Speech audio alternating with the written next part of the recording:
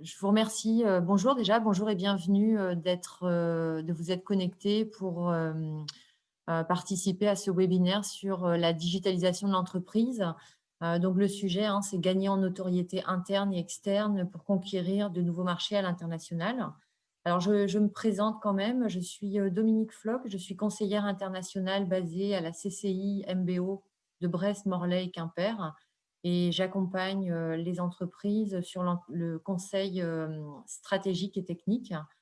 Je remercie également Antonin Raffarin et Michael Labelle-Richardson de venir partager leur expérience aujourd'hui et de prendre du temps surtout pour nous parler d'un sujet qui semble à l'heure actuelle, dans tous les cas, très très important. Donc, merci à tous les deux de prendre du temps. Je vais également présenter brièvement Bretagne Commerce International. Alors, je ne vais pas vous passer la petite vidéo qui est sur le lien que vous aurez, mais vous pourrez bien évidemment la regarder sur YouTube à un autre moment. Pour faire très bref, BCI accompagne les entreprises dans leur développement à l'international et identifie des investisseurs étrangers pour venir s'implanter en Bretagne. Donc, nous sommes une quarantaine de personnes sur tout le territoire breton avec une proximité géographique et sectorielle, puisque vous avez des chargés d'affaires qui sont spécialisés par secteur d'activité et des contrats basés dans les chambres de commerce pour vous accompagner dans les différentes étapes de vos projets à l'international.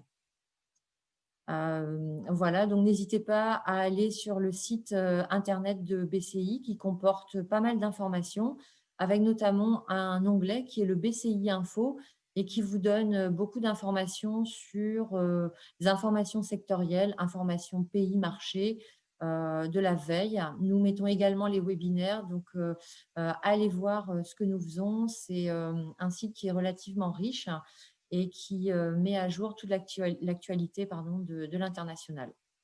Voilà, moi je pense que j'ai présenté BCI. Donc je vais laisser maintenant la parole à Michael et Antonin. Et merci encore à eux. Ce que j'ai juste oublié de vous dire, pardon, c'est que en bas de l'écran, vous avez un petit icône Q et R. Donc n'hésitez pas, vous pouvez interagir vous pouvez chatter, nous répondrons à vos questions. Enfin, Mickaël et Antonin répondront à vos questions au fil de l'eau. Si les questions étaient très spécifiques et personnelles, dans le sens approprié à votre entreprise, dans ce cas, vous aurez les coordonnées des intervenants et vous pourrez échanger avec eux après le webinaire ou à un autre moment. Voilà. Merci Dominique pour la présentation. Bonjour à tous. C'est assez particulier de ne pas vous voir directement. Donc Dominique l'a dit, n'hésitez pas à poser des questions-réponses tout au cours de la présentation. On fera un peu 2 moments de pause où on pourra répondre aux questions. L'idée de la présentation, ça va être quelque chose d'assez dense et de pratique. Donc il ne faudra vraiment pas hésiter à poser des questions. Juste avant de commencer, donc je suis Antonin Raffarin. Je m'occupe de toute la partie growth marketing en fait au sein de l'entreprise Fall Co, qui est une entreprise bretonne qui fait de la production de pièces composites et qui a 4 autres marques à côté. Je vais laisser la parole à Michael du coup pour se présenter aussi. Donc bonjour à tous, donc Michael Labelle, moi je suis dirigeant associé sur la société EC Rénovation et j'ai en charge donc toutes les parties administratives et notamment toute la partie digitale de l'entreprise, donc que ce soit de la présence de l'entreprise ou tous les processus internes pour le déploiement d'outils adaptés au secteur du bâtiment. Donc là, ce qu'Antonin vous partage, c'est un lien Klaxoon qu'on va pouvoir vous transmettre sur le chat, si tu peux le copier-coller, qui va vous permettre du coup de rejoindre l'application Klaxoon et on va pouvoir, comme vous disait Antonin, vous solliciter à différents moments de la présentation pour vous permettre d'interagir sur les thématiques qu'on va aborder. Donc là, juste le temps que ce soit partagé dans le chat. N'hésitez pas à dire si vous n'êtes pas à l'aise ou si c'est une première pour vous.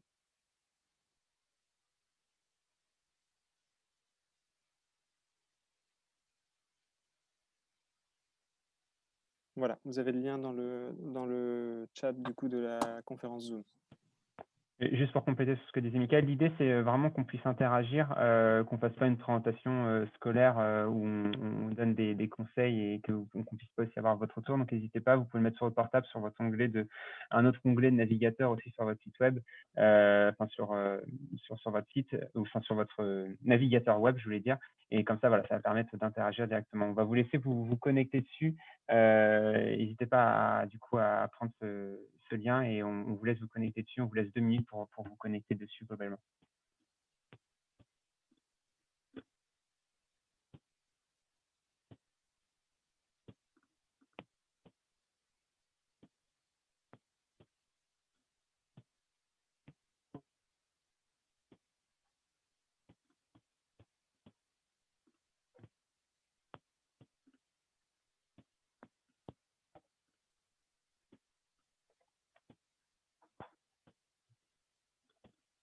Alors, Antonin, est-ce que tu pourrais repasser le lien, s'il te plaît, puisque a priori, plusieurs Ah personnes oui. ne le trouvent pas dans le chat. Alors, un instant, je vais remettre ça tout de suite. Hop là. Hop. Il ne semble pas apparaître dans le chat. Alors, hop là, hop. Hop là, il est ici. Il n'y a pas besoin de code d'accès, hein. Vous avez juste à rentrer votre pseudo et vous pouvez directement venir dessus.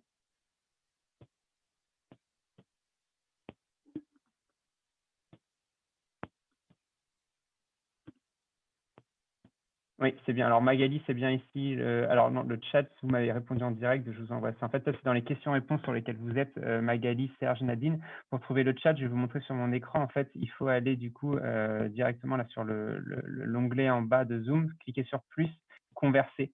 Et du coup, là, en fait, là, vous arrivez sur le chat et vous avez directement en fait le lien qui se trouve ici. Voilà, on voit les premières personnes qui commencent à se connecter. Grégoire, Sabrina, bienvenue. Anne, Maëlle, bienvenue à vous. Eric, Alice, oh, ça va trop vite, j'arrive pas à suivre.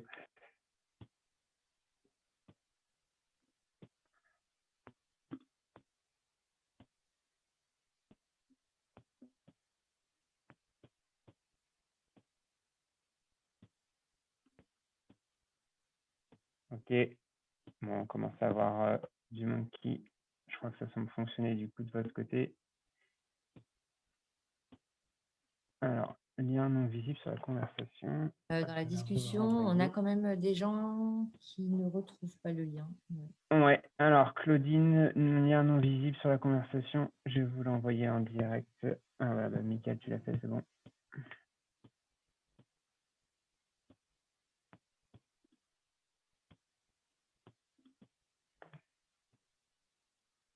On vous envoie les liens en direct pour ceux qui ne voient pas forcément. Je veux bien le lien, pas de souci Nadine, on vous envoie ça. Hop là. Voilà, bon, je pense qu'on commence à avoir plus de 70% des personnes qui sont connectées dessus. On va vous laisser venir au fur et à mesure. Je te relaisse ta parole du coup. Ouais, ça marche. Tu peux remettre la présentation, s'il te plaît? Donc l'idée, alors on va juste finir parce que pour pas qu'on perde des retardataires, de vous envoyer les liens parce que je vois que vous ouvrez des questions-réponses pour avoir les liens. Donc je vous l'envoie en privé à chaque fois qu'on a une réponse. Hop. Donc je pense qu'on a à peu près tout le monde. Alors je sais plus, est-ce qu'on fait un premier brainstorming sur la digitalisation interne? Donc l'idée, ça va être de commencer à utiliser Klaxoon avant de démarrer la présentation. C'est qu'est-ce que vous entendez par digitalisation interne? Donc vous allez avoir sur l'outil Klaxoon, hein, si je dis pas de bêtises, vous avez le lien de brainstorming qui est apparu en rose. Vous allez pouvoir cliquer dessus et de là, vous allez pouvoir partager vos idées, ce que vous voulez. Donc vous tapez vos idées et vous appuyez sur Entrée ou sur Envoyer, ça va partager ce que pour vous vous inspire la digitalisation interne. Donc tout ce qui pourrait vous concerner à l'intérieur de votre entreprise et qui pourrait être digitalisé ou ce que vous avez déjà digitalisé. On essaie de donc comme pendant ce temps, on va continuer d'envoyer les liens à ceux qui ne retrouvent pas le lien dans le chat.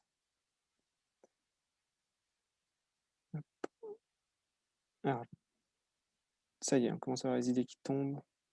On est désolé, hein, il y a un petit délai entre le moment où on présente et le moment où ça tombe.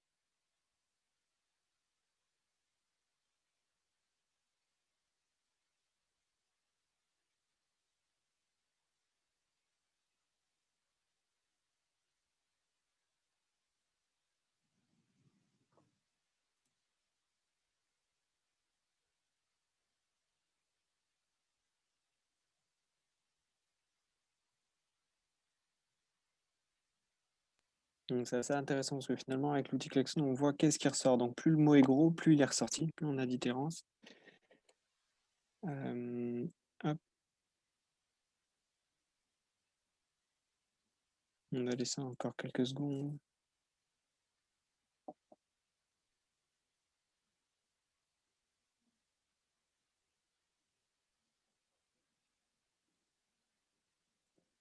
Ouais, bon, ça, je vais démarrer. Ok, du coup, par digitalisation interne, en fait, ce qu'on va vous proposer, c'est de faire peut-être une première présentation des outils qui nous paraissent aujourd'hui de véritables opportunités, qui vont vous permettre de fluidifier, on va dire, le fonctionnement de l'entreprise, mais qui peut aussi, par rapport au contexte dans lequel on fait ce webinaire, par rapport à la BCI, donc le lancement d'une entreprise à l'international, qui sont, je pense, de bonnes opportunités. Je pense notamment au CRM ERP, donc qui sont globalement deux outils, le CRM, le Customer Relation Management, qui va vraiment vous permettre de gérer les relations avec vos clients, et le ERP qui, lui, va plutôt gérer vos relations en interne par rapport au projet. On a une première spécificité qui est, je pense, fluidifier l'information. Le fait d'utiliser un CRM, en fait, donc c'est une sorte de base de données interactive qui est hébergée sur Internet, vous oblige à centraliser votre information. Je reprends un cas concret et je vais essayer d'en prendre à chaque fois que je vais expliquer une mise en avant d'un logiciel, de manière à ce que ça parle et que vous puissiez vous le projeter sur vos entreprises. On était sur une société de bâtiments tout corps d'État, qu'on a mis en place un CRM et en fait, ça nous a permis de recentraliser tous les écrits entre les écrits de la secrétaire, le chargé d'affaires, la personne qui fait les devis, le service commercial, le service technique.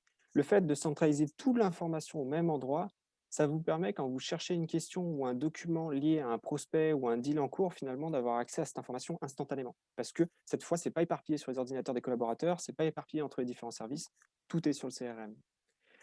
Un deuxième aspect qui est assez intéressant, c'est piloter ses ressources.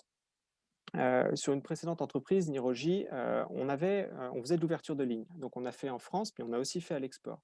Donc, on faisait beaucoup de démarchage téléphonique entrant. On avait une démarche d'approche différente, mais on se retrouvait à dépenser des ressources pour ouvrir des lignes. Et en fait, le CRM a cet avantage, c'est que vous allez avoir tout l'historique de contact que vous avez eu avec votre prospect. Et de là, ça vous permet vraiment d'avoir une approche de pilotage de vos ressources commerciales, parce que finalement, vous allez vous rendre compte que sur certains contacts ou sur certains deals, vous avez commencé à dépenser de la ressource, certains vont signer, et d'autres, vous allez vous rendre compte que vous avez une récurrence de dépenses et que finalement, le prospect, il ne signe pas. Je pense que je prends l'exemple le plus connu en commerce, c'est le gars qui vous dit « je suis intéressé, pas tout de suite, plus tard ». Et en fait, plus tard, à chaque fois, vous relancez. Et à un moment donné, vous vous rendez compte qu'après avoir envoyé une dizaine d'échantillons, il ne signe pas. Et donc, le CRM va vous permettre de mettre en avant ce genre de prospect pour vous dire, voilà, là, c'est peut-être le moment d'arrêter, de le faire passer sur une relance digitale, moins coûteuse, plus calme, et on verra à ce moment-là. Un deuxième aspect du CRM qui est, je pense, très important et beaucoup lié aussi à la démarche que BCI vous pousse aujourd'hui, le commerce international, c'est de cibler ses marchés. Chaque pays va avoir effectivement ses attentes différentes, des codes différents. Et le CRM, le fait qu'il vous oblige à avoir une base de données, un langage machine, vous oblige à une certaine mise en forme. Et ça reste hyper intéressant parce que je reprends un exemple, chez Niroji, on avait des cibles différentes. C'est-à-dire que notre prospect, on se rendait compte que le bijoutier, donc on vendait des écrins pour bijoux, on avait un bijoutier qui revendait des bijoux et un joaillier qui fabriquait les bijoux et il les revendait. Et en fait, la démarche commerciale n'était pas du tout la même, le discours à avoir n'était pas du tout le même. Et le fait d'avoir cette capacité à structurer sa donnée sur un CRM, ça nous a permis de cibler nos marchés, de commencer par des cibles pour pénétrer le marché qui étaient plus favorables à nos produits et de garder les plus réticents pour des salons ou pour des ressources liées à leur réticence. La deuxième chose, c'est quitte à pouvoir cibler ces marchés, ça va vous permettre de segmenter pour tester. Un CRM, c'est toujours pareil, hein. Certains, des fois, le résument à un tableau Excel un peu plus poussé. On peut le voir comme ça. Mais cette capacité, encore une fois, à avoir centralisé votre information, ça va vous permettre de se dire, je vais démarrer un pays, voilà, je vais prendre un pool de 100 prospects, je vais envoyer un échantillon. Je vais prendre 100 autres prospects, je vais faire un appel à froid. Je vais en prendre 100 autres, je vais envoyer une plaquette. Et vous allez pouvoir tester en segmentant votre base de prospects et tester différentes approches. Et ça, je pense que pour l'avoir mis en place chez Nirogi, quand on a démarché des pays, on ne connaissait pas tout, on a dû revenir, on a pu essayer et expérimenter différentes approches. Et de là, ça nous permet vraiment d'être dans un aspect d'A/B testing et de remise en question permanente finalement du service commercial pour adapter l'offre et surtout adapter le discours. Parce que le temps de se faire à la coutume locale, le temps de se faire finalement au type de prospect, parce que vous allez voir qu'à force de l'utiliser, vous allez vous rendre compte que vous allez être en capacité de segmenter plus en détail. Vous allez être, on reprend le cas des bijoutiers, on a eu les bijoutiers moins de 10 salariés, entre 10 et 20, plus de 20. Et pareil, le discours à chaque fois est venu s'adapter. Et une dernière fonctionnalité du CRM qui est assez intéressante, c'est l'automatisation. C'est-à-dire que sur les équipes commerciales, on s'en rend compte, il y a énormément de tâches répétitives. Et c'est vrai que le fait de brancher et de digitaliser ce genre d'outils, ça va vous donner des opportunités d'automatiser certaines tâches. Je reprends des choses très simples. Vous envoyez un échantillon à votre prospect, il peut paraître évident de devoir le rappeler à J+10 parce que vous savez que le colis va être arrivé, vous faites un dernier petit appel pour savoir si ça se passe bien. Et on va pouvoir en fait automatiser énormément de tâches parasites qui finalement, ça vous permet de fluidifier vos tunnels commerciaux. Et de là, vous avez la valeur ajoutée de votre équipe commerciale, elle vient que sur la signature de deal ou convaincre vos prospects. Le reste, toutes les tâches parasites, entre guillemets, administratives liées au métier de commercial, on va pouvoir en enlever une grosse partie. Sur la slide suivante, la notoriété, qui du coup, après le commercial, forcément, le premier aperçu qu'on a quand on démarche, je reprends le cas de la BCI, un nouveau pays, c'est l'image. C'est l'image qu'on va envoyer, c'est l'image que le client va pouvoir, laquelle il a accès. Donc, je prends la première caractéristique qui est l'image de marque. Inspirer ses clients. Ça peut paraître stupide, mais je pense que ce n'est pas encore une généralité pour tout le monde. Avoir une bonne image, c'est hyper important. Je reprends le cas d'un exemple plus terre à terre et local, c'était une menuiserie. On a travaillé le site web d'une menuiserie, un menuisier sur l'Indivisio, qui avant avait un panel de cibles B2C, faisait de la cuisine pour du particulier sans plus. Le fait de remettre en place son image de marque avec la charte graphique, un site propre avec des photos, on va dire, plus récentes et de bonne qualité, bah, de lui-même, il est venu en disant, c'est bizarre parce que depuis qu'on a eu ce site-là, on a eu des appels de clients, notamment de contractants ou de maîtres d'œuvre, qui sont venus me faire sous-traiter des chantiers pour des bureaux d'avocats ou des bureaux d'affaires que je n'avais pas avant. Parce qu'en fait, leur réaction, ça a été de se dire, on ne savait pas que vous faisiez ça. Le fait de le remettre en forme, de montrer des visuels et d'être beaucoup plus explicite sur votre image de marque, ça inspire confiance parce que finalement, quand on vous compare avec le marché des menuisiers, qui n'ont pas beaucoup de digitalisation, des sites web désuets ou pas mis à jour, voir le vôtre qui réémerge et avoir accès à des visuels pour nous permettre de se projeter sur votre produit, bah, c'était un plus.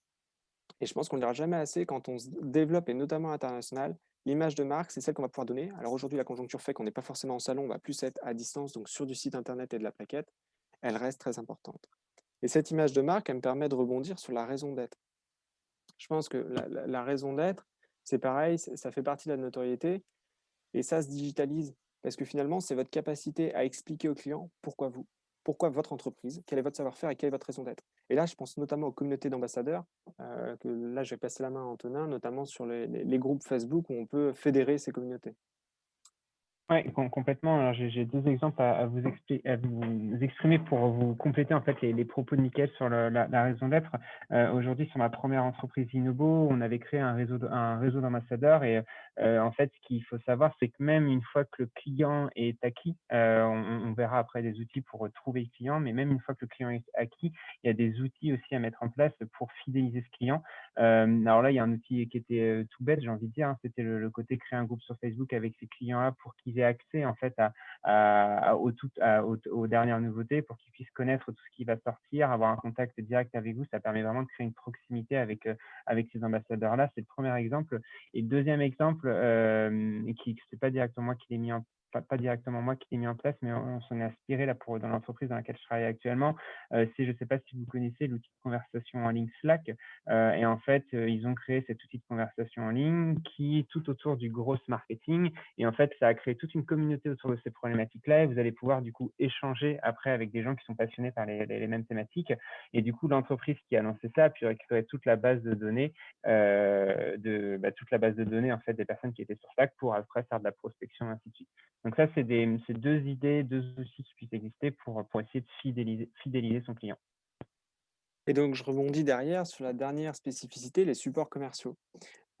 Ça peut paraître, pareil, anecdotique, mais aujourd'hui, on va envoyer énormément de devis, de factures en PDF. Il faut savoir qu'aujourd'hui, on a la capacité de digitaliser ces envois. Je reprends un autre cas concret qu'on avait chez Nirogie et que je pense qu'on rencontre toujours quand on ouvre des lignes. C'est vous allez avoir votre prospect en salon, vous le retapez derrière au téléphone, vous le travaillez, puis à un moment donné, il dit: «OK, on y va». Mais vous êtes plus en boutique. Là, vous devez envoyer vos propals commerciales à distance et vous allez rentrer dans ce jeu de la relance de dire: «J'ai envoyé mon devis, vous l'avez bien reçu. Est-ce que, vous l'avez signé? Vous avez eu le temps? Vous avez des questions?» Et là, je ne vais pas vous citer un exemple concret, je vais plutôt vous proposer un outil. Nous, on a utilisé Tilki. Tilki, c'est un outil qui nous ouvrait 2 belles opportunités. La première, c'est qu'en fait, finalement, le PDF, il le rendait interactif, c'est-à-dire qu'on avait une mise en page qui était sous forme de brochure, digitale. Donc ça nous permettait de proposer finalement aujourd'hui un catalogue de tarifs qu'on aurait proposé, pas très beau. On a pu le mettre en avant avec des photos, des call to action, des boutons, une possibilité de naviguer entre les pages plus précises et surtout tout un tracking. Un tracking qui vous permettait de savoir qu'est-ce que le client a regardé, quelle page il a parcouru, combien de temps il est resté sur les pages. Alors ça a, je pense, un bon intérêt pour tout ce qui est le staff marketing d'une entreprise, parce que ça permet de se remettre en question, se rendre compte qu'est-ce qui est lisible, qu'est-ce qui ne l'est pas, qu'est-ce qui match, qu'est-ce qui ne match pas. Et le deuxième aspect qui était, je pense, le plus favorable pour une équipe commerciale, c'est de venir vous notifier quand le prospect ouvre votre devis ou votre facture.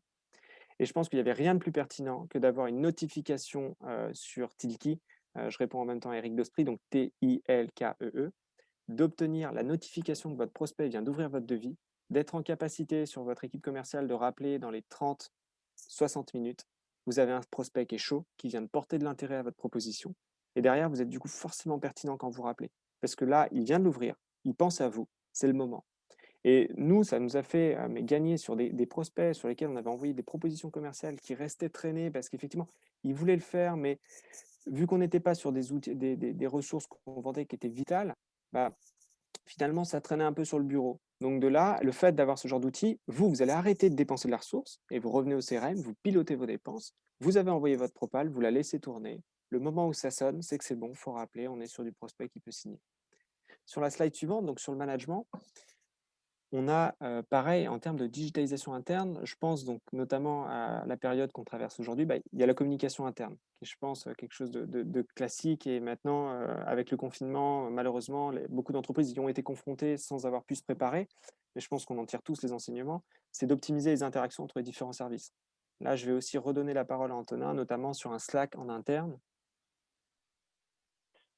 Complètement, pour rebondir sur ce que disait Mickaël, et j'en ai parlé tout à l'heure de cet outil Slack qui peut être utilisé pour de la fidélisation client, mais il faut savoir qu'il peut aussi être utilisé pour de la communication en interne. Une de mes grandes hantises, en fait, sur les 2 boîtes que j'ai créées, maintenant dans celle où je travaille, c'est de créer des silos dans les entreprises. Et en fait, je trouve que cet outil Slack permet de casser un peu ces silos, c'est-à-dire que je prends l'exemple de Solenco, hein, c'est une petite entreprise, il y a 16 salariés.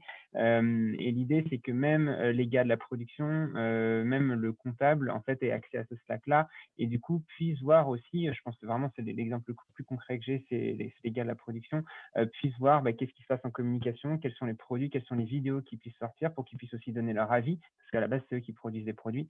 Et ça, je pense que c'est hyper important et c'est ce qu'on arrive à créer au sein de Solenco. En fait, c'est vraiment une entreprise au final où tout le monde participe, tout le monde donne son avis. Bon, après, c'est aussi il y a aussi des inconvénients parce que tout le monde donne son avis, on ne satisfait pas toujours tout le monde, mais ça permet vraiment de créer en fait déjà je pense, de donner les valeurs et de montrer les valeurs et d'ancrer les valeurs auprès des salariés, c'est la première chose. Et la deuxième chose, en fait, c'est aussi d'avoir un retour d'idées hyper pertinent parce qu'on a tout horizon, tout type de profil, des pratiquants, parce que du coup, Faenco, c'est dans le monde des sports de glisse, mais des pratiquants ou des non-pratiquants, et ça permet vraiment après de faire passer des messages clairs auprès des clients.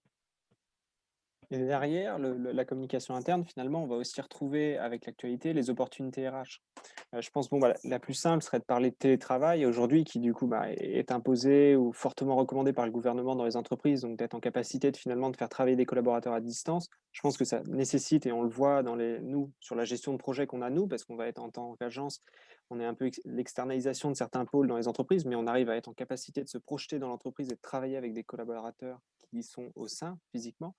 Mais surtout, je pense notamment sur les opportunités RH au recrutement à distance. C'est-à-dire que pour le cas à nous, on est ici à Brest, les profils et les écoles qui sont sur Brest sont très bien, mais il y a certains profils qu'on va pouvoir avoir du mal à aller chercher.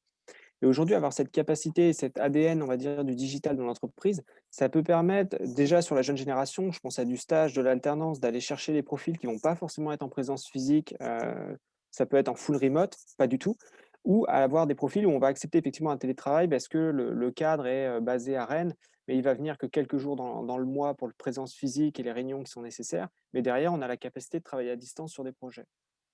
Et je pense une dernière, on va dire, fonctionnalité clé du management digital, c'est le machine humain. Alors, qu'est-ce que je veux dire par ça? C'est centraliser les notifications. C'est que je pense qu'à partir du moment où on digitalise son entreprise, ou du moins on en a la vocation, on va brancher énormément d'outils. Ces outils, ça reste de la machine et ils communiquent. Certains vont communiquer entre eux. Je reprends le CRM, l'ERP, on peut avoir un CRM et un ERP qui vont communiquer entre eux. Mais l'outil devient pertinent, il n'est pas là pour remplacer l'humain. Il est là pour l'aider, lui donner de l'efficience et venir fluidifier le process finalement.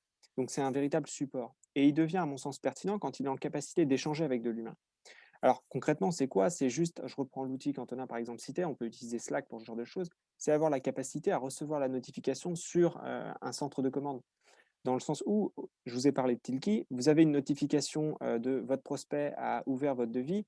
Aujourd'hui, sans cet ADN, vous allez recevoir un mail finalement sur la personne qui a envoyé le devis. Pas de chance, il était en repos, ou là, il n'est pas dispo, il est en rendez-vous, et finalement, vous allez perdre votre créneau. Avoir cette capacité et cet ADN du management digital, c'est finalement, vous allez créer un channel de tous les commerciaux et vous allez avoir cette notification qui va tomber dessus. Et en fait, c'est de la bonne intelligence. Le premier commercial qui est disponible prend la notification et appelle parce que notre objectif, c'est d'appeler en moins de 60 minutes. Et donc, on va avoir beaucoup de langage humain-machine qu'on va pouvoir rendre accessible avec cet ADN du digital dans le management. Sur la slide suivante, le site web, je pense que bon, c'est quelque chose aujourd'hui qui est plus expliqué, tout le monde a compris. La première question qu'on peut demander quand on parle de digital, c'est, est-ce que, la boîte a un site web? Et je pense que justement, c'est une bonne raison maintenant pour se projeter sur l'après, parce que finalement, avoir un site web aujourd'hui n'est plus différenciant. Tout le monde en a un. Donc je pense qu'il faut, là-dessus aussi ne pas oublier qu'à la base, un site web, c'est quand même l'opportunité d'avoir la vitrine de votre activité, de proposer une information qui est accessible H24, 7 sur 7, partout dans le monde. Et ça, je reprends un exemple, l'entreprise Tout Corps d'État, on est dans le bâtiment, on se rend compte que dans le processus client, on a énormément de questions qui sont récurrentes de la part des prospects quand ils sont dans leur processus d'achat sous compromis, qu'ils ont besoin de certaines informations techniques. Le fait de le rédiger, le rendre accessible sur le site internet, on va, dans un premier temps, mieux qualifier nos prospects parce qu'on donne l'information et aujourd'hui, ce n'est pas le cas. Il y a encore énormément de secteurs où l'information n'est pas accessible parce que les entreprises ne se digitalisent pas, parce qu'elles partent du principe qu'il n'y en a pas le besoin. Donc, le faire, c'est aussi sortir son épingle du jeu, avoir le coup d'avance. Et la deuxième, c'est aussi la fidélisation client. À partir du moment où vous êtes en capacité d'apporter des réponses avant que votre prospect se pose les questions et que finalement, quand il se pose la question, vous avez déjà tracé sur votre site internet la bonne page, la FAQ, la bonne question référencée, la bonne réponse, vous allez gagner finalement en prestation de service. Et la deuxième, ça me permet de rebondir, c'est sur le canal de vente en parlant de service. Aujourd'hui, quand on parle de e-shop, beaucoup vont se dire, bah, effectivement, le but du site internet, c'est je vais mettre des produits physiques ou virtuels et je vais récupérer de l'argent sur le site internet. Et je trouve que de plus en plus dans les projets sur lesquels on peut intervenir, on se rend compte que le site internet commence à sortir de cet aspect de canaux de vente e-shop à proprement parler. Un exemple, on reprend la coiffure, on est sur de la prestation de service, on se rend compte que le but du site internet, c'est plus que de donner l'information, c'est de booker un rendez-vous. Donc on va avoir une approche sémantique et une approche textuelle et visuelle complètement différente. Et on va finalement, le site web devient la vitrine, mais une sorte de secrétariat déplacé sur internet pour prendre le rendez-vous à distance. Et je rebondis là-dessus, il y a la prise de rendez-vous quand on est effectivement dans la recherche d'un engagement de la part du prospect, mais on a aussi tout ce qui est la documentation technique. La société sur laquelle je suis aujourd'hui, une société de contractants, donc on fait construire des bâtiments, on a, des supports commerciaux interactifs. C'est-à-dire qu'on a une gestion des entreprises qui est assez lourde, on a énormément de documents administratifs. Donc aujourd'hui, la première méthode qu'avait mon associé avec les 20 ans d'expérience, c'était de dire: «J'ai tout sur papier, c'est dans une pochette, s'il me demande, je rends accessible». Aujourd'hui, un site internet va vous permettre de mettre en place des espaces collaboratifs, des espaces de partage des documents et de le rendre accessible, encore une fois, partout. Vous êtes sur le chantier, vous avez besoin du plan, c'est connecté ici, l'entreprise y a accès, vous y avez accès. Et cette documentation technique, on l'a toujours utilisée, pareil chez Nirogie. Ça peut avoir vraiment ça peut se voir sous forme d'URL cachée que vous référencez pas sur votre site internet, mais c'est la documentation technique de votre produit. Votre client a une question, vous la partagez. Pas besoin d'envoyer un lien, pas besoin d'envoyer un PDF, vous n'êtes plus dans l'échange. C'est instantané, le client, lui, il la sauvegarde en favori s'il en a besoin et il a accès à l'information. Et finalement, le site web, c'est un formidable classeur sur lequel vous pouvez ranger des documents que vous voulez ou non rendre accessibles aux prospects de base. Vous pouvez très bien restreindre leurs accès avec des mots de passe. Et ça crée des opportunités de fluidifier le process, encore une fois, et de répondre à des attentes clients à un moment clé. Et je rebondis là-dessus, je pense qu'il y a la landing page qui est quelque chose qui va me permettre de faire lancer la parole à Antonin sur la digitalisation externe. Mais je pense que ça a aussi une utilisation en interne. C'est cette capacité, finalement, une landing page, c'est quoi? C'est une page d'arrivage sur laquelle vous avez un certain contenu. Je prends un exemple concret, c'est une campagne de SEA où vous allez acheter des mots-clés. Il faut bien vous dire que si vous êtes une entreprise de rénovation, par exemple immobilière, quelqu'un qui met rénovation appartement et qui est sous compromis, il va chercher une entreprise qui est en capacité de rénover son appartement. Par contre, quelqu'un qui cherche une entreprise, un maçon, il cherche un maçon, mais il peut y avoir plein de raisons pour chercher un maçon. Donc là, effectivement, il a besoin d'entendre parler d'un maçon qui va lui expliquer son métier et ce qu'il fait. Mais quelqu'un qui cherche la rénovation d'un appartement, il va peut-être chercher plutôt un langage qui est: nous, on est spécialisé en rénovation d'appartements, on fait ça, on fait ça, on fait ça. Et un site web, Antonin vous le dira, on ne peut pas le référencer sur toutes les pages. Il y a une façon de le faire, mais la page d'accueil ne peut pas être référencée sur tous les mots-clés. Donc la capacité à créer des landing pages, donc des pages d'arrivage sur lesquelles les clients vont pouvoir venir et accéder à un contenu destiné à cette page-là, ça vous permet, pareil, de mettre en place des canaux d'arrivée pour vos prospects, notamment à l'international, selon les questions que vous voulez que vos prospects se posent et sur lesquelles vous voulez amener une réponse, qui peuvent être pertinentes. Ok, slide.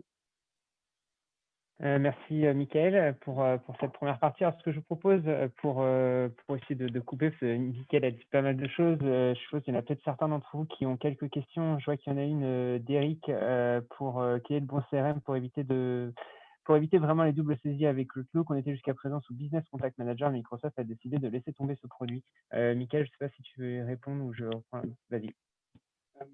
Je pense que quel bon CRM utiliser, ça va vraiment dépendre de vos attentes, vous, en entreprise, et de ce quoi derrière vous voulez avoir en opportunité. Pour citer quelques noms qui peuvent être intéressants, je pense qu'il y a une version gratuite d'HubSpot qui peut faire le travail. Tout dépend de ce que l'on veut. Moi, je sais que je suis un fervent utilisateur de PappDrive, qui est un logiciel, je trouve, un CRM en SaaS qu'on peut vraiment brancher sur différentes solutions. Mais là-dessus, pareil, je sais que ça va vraiment dépendre de la structure que vous avez, le nombre de collaborateurs, le budget que vous allouez au CRM et ce sur quoi vous voulez le projeter. Je sais qu'il y a, moi, je trouve dans le digital, vous avez deux écoles. Il y a l'école des gens qui vont vous dire faut prendre du Zoho, du Salesforce, vous avez une solution tout en un, vous allez pouvoir avoir tout au même endroit. C'est pas ma politique. Moi, je suis plus de la politique de dire quand on cherche à faire quelque chose, on prend le bon outil. Parce qu'avoir le bon outil, c'est déjà y perdre moins de temps et c'est créer de nouvelles opportunités. Parce qu'à partir du moment où on sait faire la chose et on sait bien la faire, ça donne d'autres idées. Parce que de là, on passe à autre chose et on se dit, bah, maintenant, je sais envoyer un document. Je sais, par exemple, je prends pas de Drive, qui a la capacité de pré-remplir un devis commercial selon les informations que vous avez dans votre CRM. Quand on se rend compte de toute l'ergonomie digitale qu'on a et de tout ce qu'on va pouvoir libérer, bah, ça reste assez intéressant. Voilà. Et pour rebondir sur ce que disait en fait Mickaël, la mise en place d'un CRM, ce qui va être important, c'est, Mickaël l'a dit, hein, c'est qu'aujourd'hui en fait il y a énormément d'outils qui existent et souvent des outils qui font tout. Je suis un peu dans la même vision que lui, un outil qui fait tout, c'est qui fait pas tout parfaitement. Et je suis plus dans l'esprit à prendre un vrai bon CRM. Par contre, réfléchir à comment le connecter à un vrai bon ERP et comment le connecter à une vraie bonne mass mailing. Et un outil aujourd'hui qui fait tout, il y en a, soit on va payer très cher, et souvent il y a des petits manques sur certains points. Et c'est pour ça, idéalement, c'est vraiment de plus réfléchir à qu'est-ce qu'on va venir connecter sur ce CRM-là et du coup sélectionner son CRM par rapport à la connexion d'outils qui est faite après autour. Alors, je ne sais pas s'il y a d'autres questions. Ah, s'il y a des questions. Pourriez-vous appeler les logiciels que vous avez cités? Oui, alors ils sont écrits juste au-dessus. Il y a le premier CRM qu'on peut utiliser, c'est HubSpot, c'est HUBSPOT, qui est un CRM qui est gratuit, qui permet de faire aussi du mailing, mais on vient sur une version payante de mémoire en mailing, mais qui est connectable pour le coup avec pas mal d'outils, après même pour du mailing, pour la facturation. Et l'autre outil CRM qui peut être utilisé aussi, c'est Pipedrive, donc c'est PIPE, DRIVE, et qui lui, c'est pareil, qui est un CRM vraiment spécialisé d'un point de vue CRM et qui va permettre aussi de se connecter après à différentes applications derrière. Et notamment, on en a parlé, on a beaucoup parlé de Slack, l'outil de conversation de notification, donc SLACK. Typiquement, ces CRM, c'est des CRM qu'on peut connecter à Slack, donc c'est-à-dire à partir du moment où il y a quelqu'un qui modifie une fiche client ou même pour faire un rappel de rendez-vous, ça envoie une notification sur Slack. Alors, pour l'autre question, alors pourriez-vous nous éclairer sur les personnes qui pilotent tous ces outils et les différents métiers qui en découlent? Eh ben, c'est là où on en vient un peu à toute la complexité de la digitalisation. Aujourd'hui, et vous allez le voir, Mickaël a présenté que la digitalisation interne, il y a aussi la digitalisation externe. C'est difficile à maîtriser tous les outils et à comprendre tous les outils. Je pense que chacun aura ses spécificités. Vous allez le voir, je pense, au cours de la présentation, Mickaël est vraiment spécialisé sur le côté digitalisation interne. Moi, le côté qui me passionne, c'est plus le côté externe.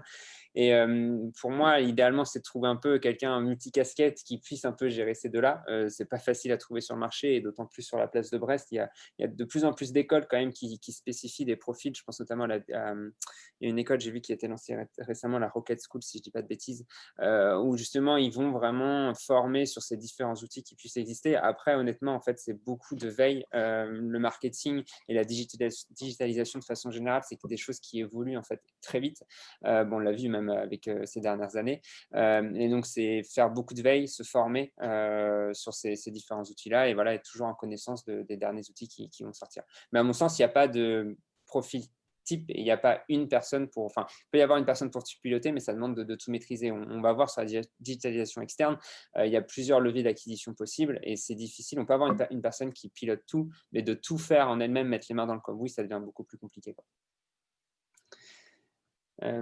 S'il n'y a pas d'autres questions, je vous propose qu'on passe du coup à côté digitalisation externe. Donc là, c'est pareil, je vais vous demander du coup pour le côté digitalisation externe de revenir sur l'outil Klaxoon. Alors, il s'est fermé. Hop là. Je vais vous le rouvrir. Il est ici. Hop là. Donc, en fait, il faut savoir, juste sur digitalisation externe, avant d'attaquer le sujet sur ça, ce que j'entends vraiment par digitalisation externe, c'est globalement comment augmenter la visibilité de la marque ou de l'entreprise, du produit ou des services. Ça, c'est le premier point.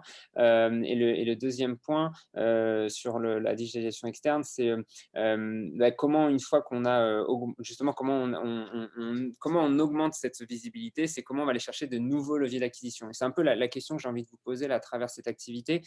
C'est juste aujourd'hui savoir pour vous quels sont en fait les leviers d'acquisition que vous utilisez pour trouver de nouveaux prospects et donc de futurs clients. Donc, je vous laisse, hein, c'est toujours sur le même onglet Klaxoon, où vous pouvez répondre directement. Voilà, on voit que ça commence à arriver. Parfait, les premiers résultats commencent à tomber.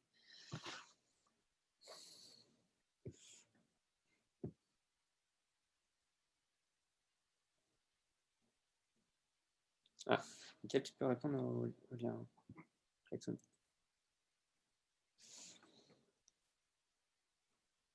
Ok, non, ça commence à être vraiment intéressant. On commence à avoir de plus en plus de résultats. On va attendre un peu plus de retours encore.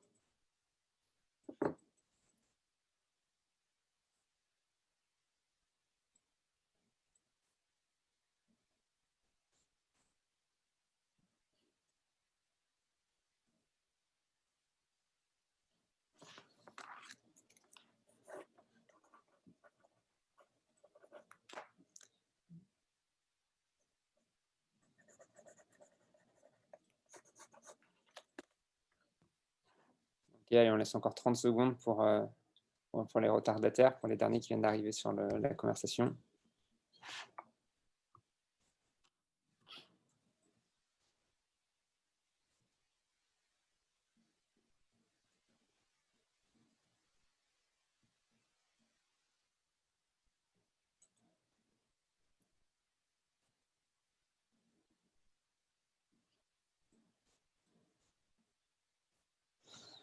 Ok, ça commence déjà à faire… on commence déjà à avoir de belles idées, ça tombe bien, c'est exactement ce dont quoi on va venir à parler. Donc, je vais repasser sur la présentation du coup. Hop. Voilà.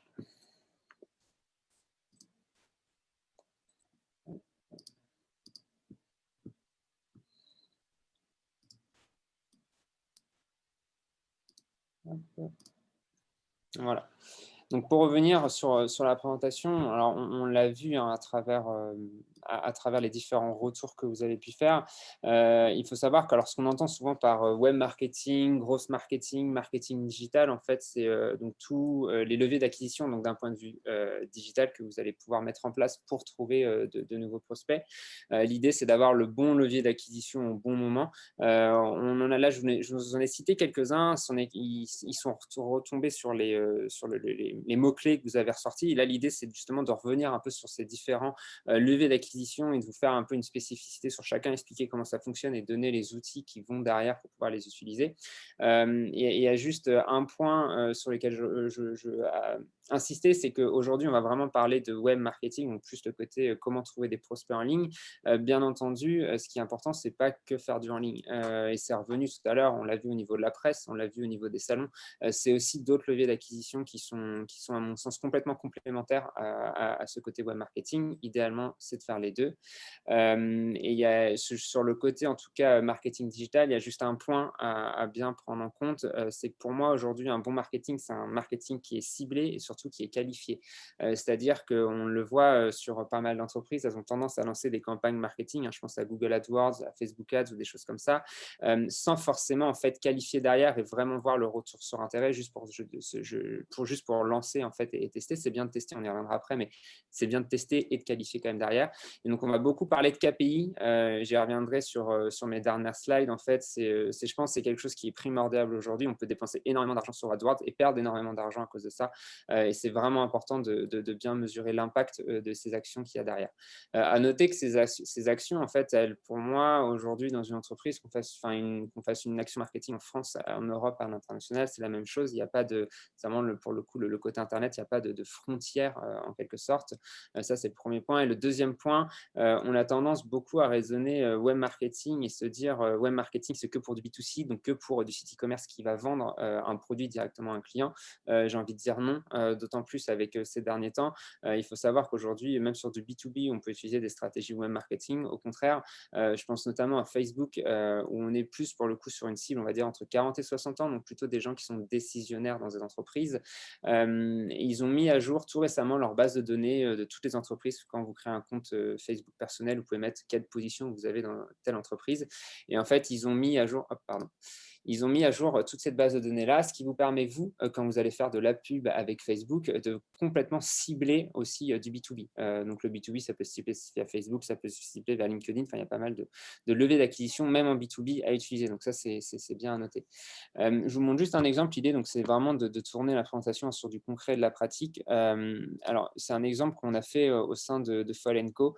Donc, comme je disais, l'entreprise dans laquelle je suis aujourd'hui, l'idée, ça a été un peu de référencer. Donc, ça, c'est des choses vraiment à faire avec vos équipes commerciales et marketing et d'aller chercher un peu tous les leviers d'acquisition. C'est vraiment une carte mentale, tous les leviers d'acquisition qu'on peut avoir pour l'entreprise. Donc là, c'est juste des exemples. Hein, on l'a vu sur la slide Tyler, on y reviendra en détail dans les slides à venir.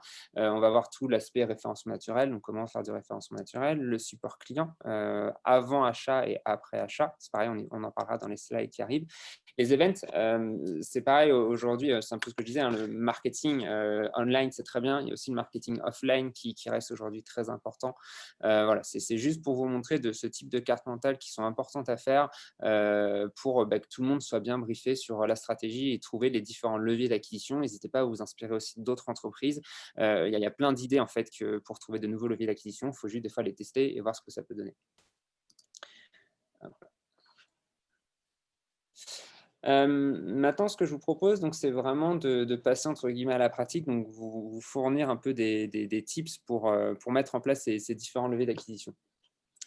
Le premier tips, en fait, ça va être tout ce qu'on appelle référencement naturel, SEO. On en voit de plus en plus. Il faut savoir qu'en fait, aujourd'hui, quand on crée un site web, alors Mickaël a parlé justement de site web, la première chose quand même à faire avant toute création, c'est de réfléchir à la stratégie SEO. C'est-à-dire que sur quels mots-clés vous allez vouloir passer votre site web. Je pense que c'est une des premières erreurs que fait une entreprise, c'est de placer son mot-clé d'entreprise, son nom d'entreprise, alors qu'au final, aujourd'hui, quand un prospect tape sur Google, il ne va pas forcément directement taper le nom d'entreprise. Il va plus chercher un mot généraliste et va plus essayer, en fait, va plus falloir essayer de se placer sur ces mots-clés-là. Il y a un outil qui est assez intéressant justement pour trouver des mots-clés qui peuvent être en lien avec votre entreprise, c'est Google Trends, donc c'est celui qui est dans la slide, lui qui va vous donner le nombre de fois où ce mot-clé est recherché sur Google, parce que c'est bien beau de se placer sur un mot-clé, s'il n'est jamais recherché par l'utilisateur, il n'y a aucun intérêt. Donc ça va permettre vraiment de voir le nombre de recherches qu'il va y avoir sur ce mot-clé. Et ensuite, le deuxième point qui est important, ça va être l'architecture de votre site web. C'est pour ça que la stratégie de référencement naturel, ça se prend vraiment en amont de la création.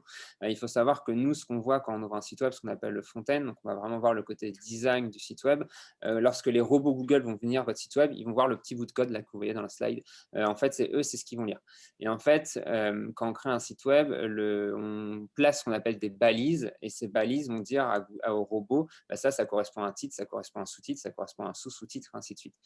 Et en fait, il y a une architecture un peu basique de référencement naturel, mais qui est 60% aujourd'hui globalement du référencement naturel. Ça va être ces différentes balises que vous pouvez voir ici. Je vais y rentrer un peu plus en détail. On va voir en fait sur un site web ce qu'on appelle la balise H1, donc qui va être vraiment en fait le titre de votre page. Donc là où va vraiment falloir placer votre mot-clé. Ensuite, on va avoir des sous-titres, donc les balises H2, H2, H2, et on les sous-sous-titres H3 et ainsi de suite. On peut aller jusqu'à H6. L'idée, ça va être de glisser au maximum en fait vos mots-clés dans ces balises-là pour bien se référencer. Donc ça, c'est le premier point. Et le deuxième point, on va avoir tout ce qu'on appelle meta-title et meta-description. Globalement, la meta-title, c'est quand vous tapez un mot-clé sur Google, c'est la ligne que vous voyez en fait ici. Donc ça, c'est pareil, il va falloir idéalement placer son mot-clé dessus. Et après, la meta-description, c'est ce que vous voyez juste en dessous. Il faut savoir qu'à partir de ce moment-là, où déjà vous avez une architecture qui est cohérente d'un point de vue SEO avec juste donc, les balises titres, la meta-description et la meta-title, ça correspond globalement à 60% du SEO. Je vais vous prendre un exemple concret de SEO. Je tapais, hop. Là, j'ai juste tapé rénovation Brest. Bon, on est de Brest, du coup, j'ai tapé rénovation Brest. Donc, on voit au début, donc ça va être toutes les annonces Google Ads. Donc, on y reviendra après, les annonces payantes. Et on va voir en fait les premiers sites web qui arrivent. Là, on prend ces deux premiers. Je vais prendre par exemple Happy Brest. On peut voir en fait que sur rénovation Brest, on retrouve bien le mot rénovation Brest dans sa meta title. On retrouve bien rénovation Brest dans sa meta description. Et si on ouvre le site web, hop, ça va me gêner. Voilà. Si on ouvre le site web et si on regarde, alors c'est un petit outil, ça s'appelle Web Developer qui vous permet de regarder que les balises en fait, du site web. On voit pour le coup, le site web n'a pas de H1, donc ce n'est pas forcément optimisé pour ce côté-là. Par contre, il a sur son H2 rénovation Brest. Donc ça, c'est des choses qui vont être intéressantes même pour analyser vos concurrents, en fait, de voir eux comment ils se positionnent. Est-ce qu'ils sont sur une stratégie de référencement naturel ou pas? C'est des petites choses qui sont intéressantes.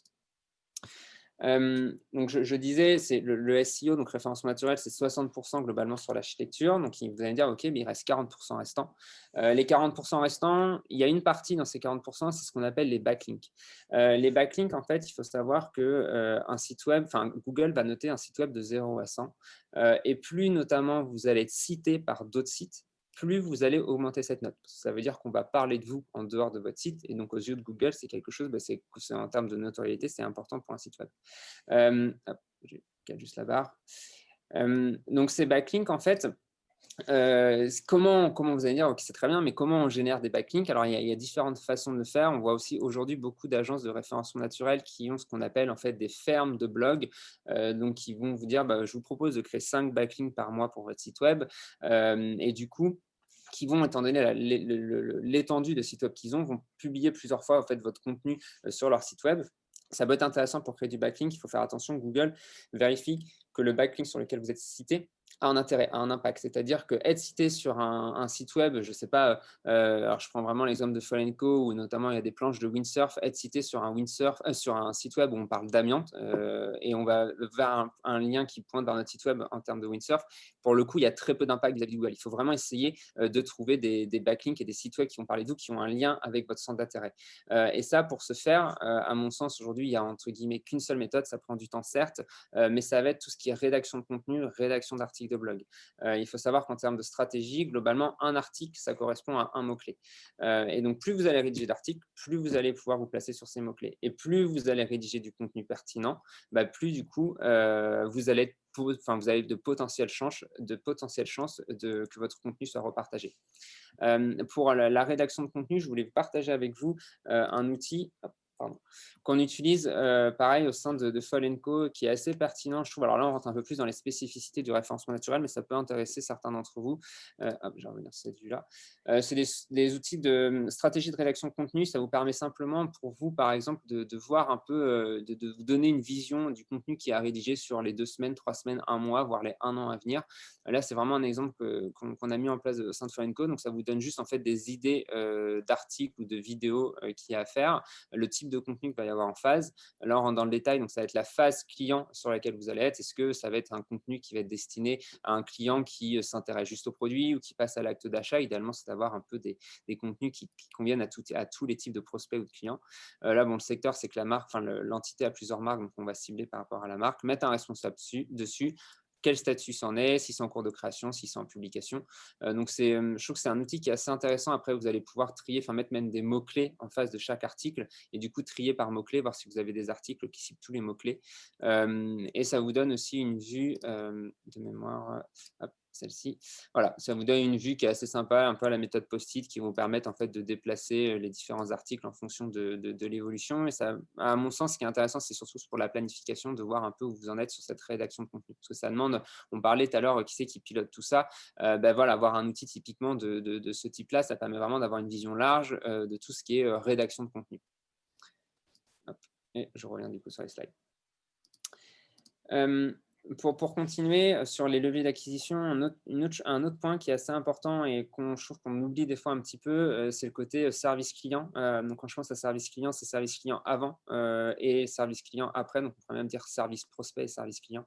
Il y a un outil que je trouve très sympa, c'est une startup nantaise qui a lancé ça, c'est Crisp, qui permet de vous mettre un module de conversation sur votre site web. Alors, souvent, on voit de plus en plus ce type de module. Ce que je trouve dommage, c'est qu'on voit souvent ce qu'on appelle des chatbots. Donc, c'est pas un humain qui est derrière, mais vraiment un robot avec, en fonction de telle ou telle réponse, il va te répondre telle ou telle réponse. Je trouve ça dommage. Aujourd'hui, il faut savoir qu'acheter sur le site web, il y a quand même besoin de ce côté humain. Je pense, là, vraiment l'exemple de Fall & Co, on est sur des produits globalement entre 1000 et 1500 euros. Et d'avoir un contact humain derrière, ça permet vraiment d'avoir un côté un élément de réassurance. Il faut savoir que cet outil-là, typiquement, est connecté à notre Slack. Du coup, dès qu'on a quelqu'un qui nous parle, on a une notification Slack, ce qui permet à tout le monde en fait de pouvoir répondre quand il en a envie. Et ce qui est intéressant aussi sur cet outil, c'est qu'en fonction des pages où le visiteur va être, en fait, vous allez pouvoir envoyer un message personnalisé. C'est-à-dire que si, je prends l'exemple encore de Fall & Co, la personne regarde une page produit où il y a des foils qui sont à vendre notamment, donc c'est des engins qui permettent de surélever au-dessus de l'eau, on va pouvoir lui dire voilà, quel poids vous faites et du coup l'orienter vers tel ou tel foil. Donc on va vraiment pouvoir envoyer un message personnalisé en fonction de la page où il est. Et je trouve que ça permet vraiment d'humaniser la relation. Là, sur les photos que vous voyez, donc c'est en fait le type de chat qui s'affiche quand vous êtes sur le site. En dessous, c'est le back-office. Donc, c'est vous, l'interface que vous avez. Donc, ça vous permet de voir en fait toutes les conversations clients, le nombre de personnes qui sont sur votre site web et savoir où elle est, quelle langue elle parle. Après, si elle est sur mobile ou sur ordinateur. Voilà, il y a pas mal d'infos et de data clients qui sont intéressantes aussi à prendre. Là, c'est vraiment sur le côté service client. Le deuxième outil, toujours sur cet aspect un peu service client, expérience utilisateur, c'est Hotjar. Là, je vais vous montrer en direct en fait Hotjar. Hotjar, on va être vraiment sur l'optimisation de site web. C'est-à-dire qu'une fois votre stratégie de référencement naturel est faite, une fois que votre site web est en ligne, vous allez pouvoir un peu analyser comment votre utilisateur en fait circule sur votre site web et voir où vous pouvez optimiser des boutons, où vous pouvez optimiser certains aspects du site web. Alors, c'est souvent un outil qui fait un peu peur parce que c'est là où on se dit on est vraiment surveillé sur Internet. La première chose en fait que propose cet outil, ce qu'on appelle des heatmaps, et ça va vous montrer en fait les zones chaudes de votre site web. Ça va vous permettre de dire, là vraiment l'exemple de Fall & Co, on peut voir en fait qu'au début quand la personne arrive sur le site, on a, là je prends l'exemple, on a 118 clics sur la première page et plus on descend, moins on a d'interaction. Donc là, voilà, on arrive à un clic, 2 clics, 8 clics, 4 clics. Enfin, voilà, ça reste en fait, plus on descend, moins il y a d'interaction. Donc ça montre bien en fait qu'aujourd'hui, quand les gens arrivent sur un site web, en fait, scrollent très peu. Il faut vraiment qu'ils aient l'information tout de suite. Et si on parlait sur une optimisation du site web, typiquement, ça serait en fait quasiment à partir de cette ligne en dessous, ça ne sert à rien globalement d'avoir d'autres informations. Il faudra vraiment essayer de tout condenser directement sur cette page-là. Donc là, on est vraiment sur l'optimisation de site web.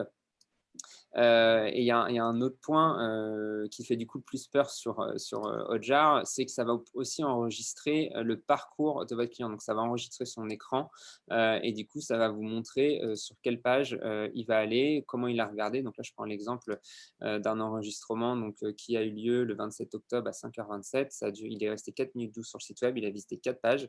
Et en fait, on va pouvoir voir exactement du coup ce qu'il a fait sur le site web. Là, ça va être vraiment pareil sur l'optimisation. Donc, en fait, il y a des petits boutons pour voir quand il a fait des actions pour aller des fois aller un peu plus vite, voir voilà, où il a scrollé, où il s'est arrêté, qu'est-ce qu'il a lu, est-ce qu'il a fait des essais d'options. Donc, voilà, ça vous permet vraiment on est vraiment sur l'optimisation poussée de site web. Donc, ça, c'est l'outil Hotjar.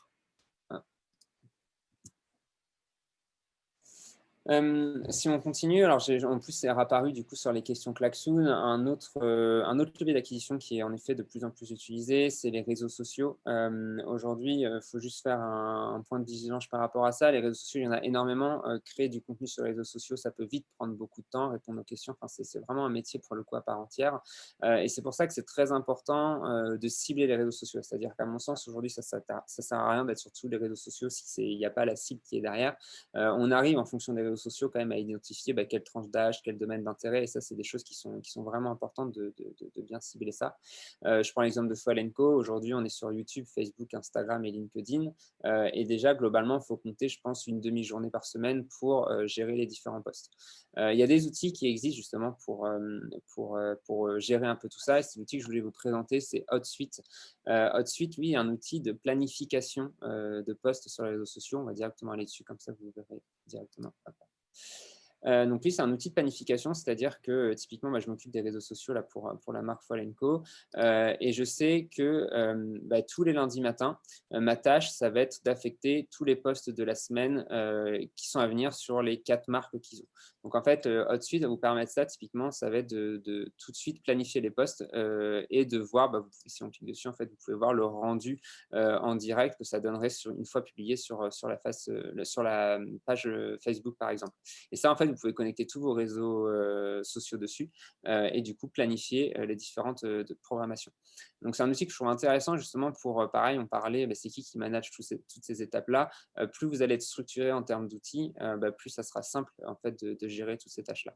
L'autre chose qui est assez sympa, je trouve, c'est qu'il permet, vous avez boîte de réception en fait, qui regroupe toutes les conversations, donc soit commentaires, Messenger sur votre page du coup pro ou Instagram sur les messages privés, LinkedIn aussi. En fait, tous les messages sont condensés au même endroit, donc vous pouvez répondre sur tous vos réseaux sociaux sur un seul et même endroit, et donc ça, c'est vraiment sympa.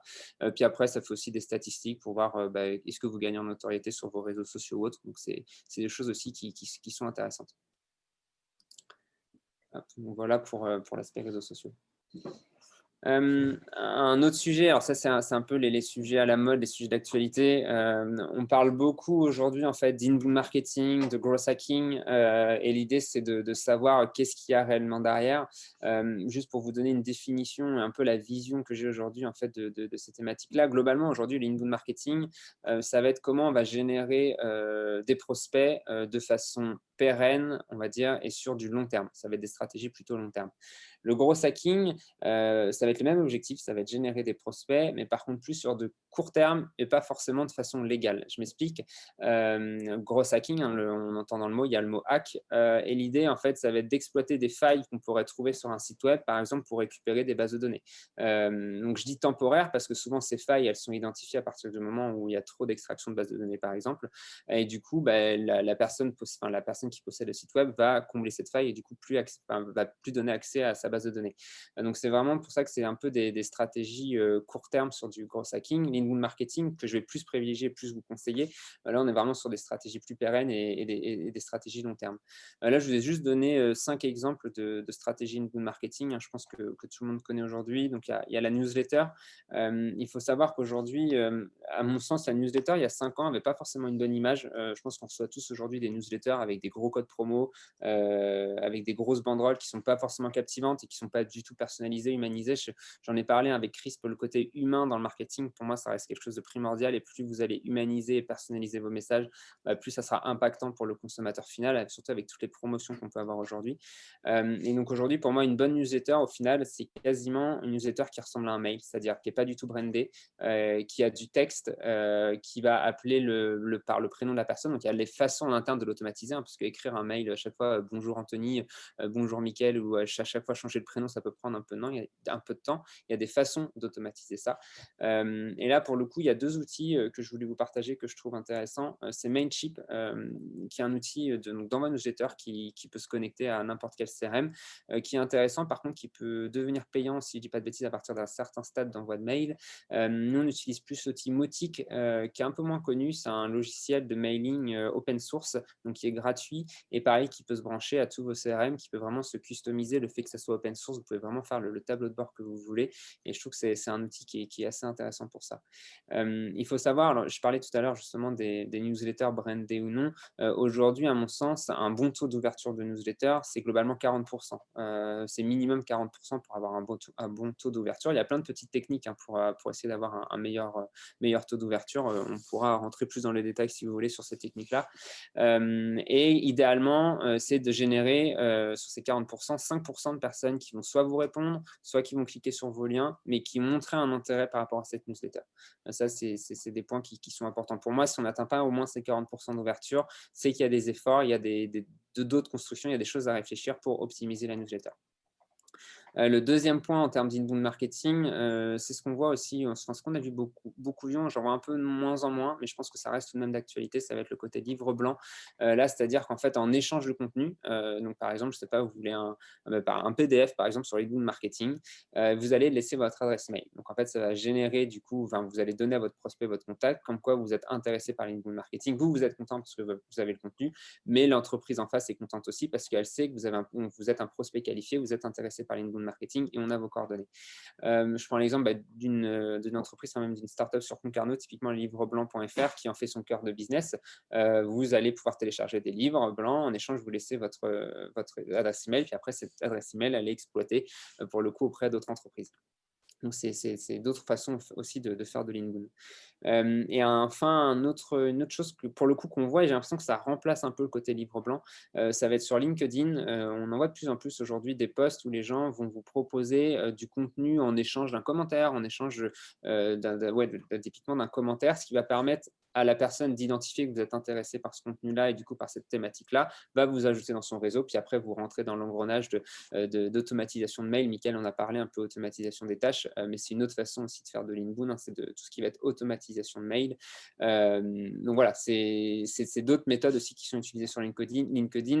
Je n'ai pas trop abordé LinkedIn sur les réseaux sociaux, mais il faut savoir que c'est vraiment un réseau qui est en train, à mon sens aujourd'hui, de bien exploser, surtout sur le côté B2B, et qui est vraiment un réseau à surveiller de près, et je pense à s'y mettre aussi pour ceux qui ne sont pas encore, à s'y mettre assez rapidement dessus. Pour continuer sur les levées d'acquisition, il y en a un autre, donc on n'a pas encore abordé, ça va être tout ce qui va être SEA, donc référencement payant. Donc c'est comme on l'a vu tout à l'heure quand je faisais la recherche sur Rénovation Brest, globalement. Alors j'ai cité 3 exemples de référencement payant, il y en a d'autres. Google Ads, ça va être en fait les annonces que vous voyez quand vous tapez un mot-clé sur Google au début. Vous allez avoir Facebook Ads, ça je suppose que ça vous est déjà arrivé d'aller sur un site web et du coup quand vous allez sur votre mur Facebook par exemple, ou sur votre flux Facebook, de voir, tiens, c'est exactement le produit que j'ai vu avant sur mon site web. Donc ça, c'est des pubs Facebook Ads, des pubs sponsorisées. LinkedIn aussi, qui reste quand même aujourd'hui, donc j'ai dit que c'était un réseau social qui était en pleine expansion, mais du coup, on profite aussi, parce que le coût du payant sur LinkedIn reste aujourd'hui relativement cher.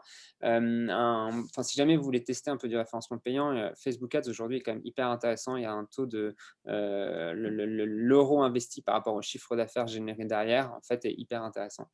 Il faut savoir quand même que lorsqu'on lance une campagne de référencement payant, il faut faire hyper attention à son contenu. Je prends l'exemple de Facebook Ads. Si vous faites une campagne de Facebook Ads sans message impactant derrière, bien entendu, entendu, vous allez générer moins de conversions et moins de flux sur votre site web. Globalement, aujourd'hui, sur le ratio qu'on peut à peu près avoir, il faut savoir que 80% d'une campagne Facebook Ads joue par le contenu. Donc, avoir un bon contenu, c'est aussi hyper intéressant. Il y a différentes façons de créer du contenu. Je ne rentre pas dans les détails des outils, mais vous pouvez trouver des outils sur Internet qui permettent de rédiger du contenu très facilement, soit en racontant une histoire. Enfin, il y a plusieurs façons de le faire. Juste ouais, pour rebondir aussi sur ce côté référencement payant, référencement gratuit, ce qui est intéressant avec le référencement payant, c'est que ça va permettre tout de suite de cibler et d'aller acquérir de nouveaux clients très rapidement. Donc, vous allez avoir des résultats très rapidement. Il faut juste faire attention. Pour moi, c'est vraiment à compléter avec le référencement,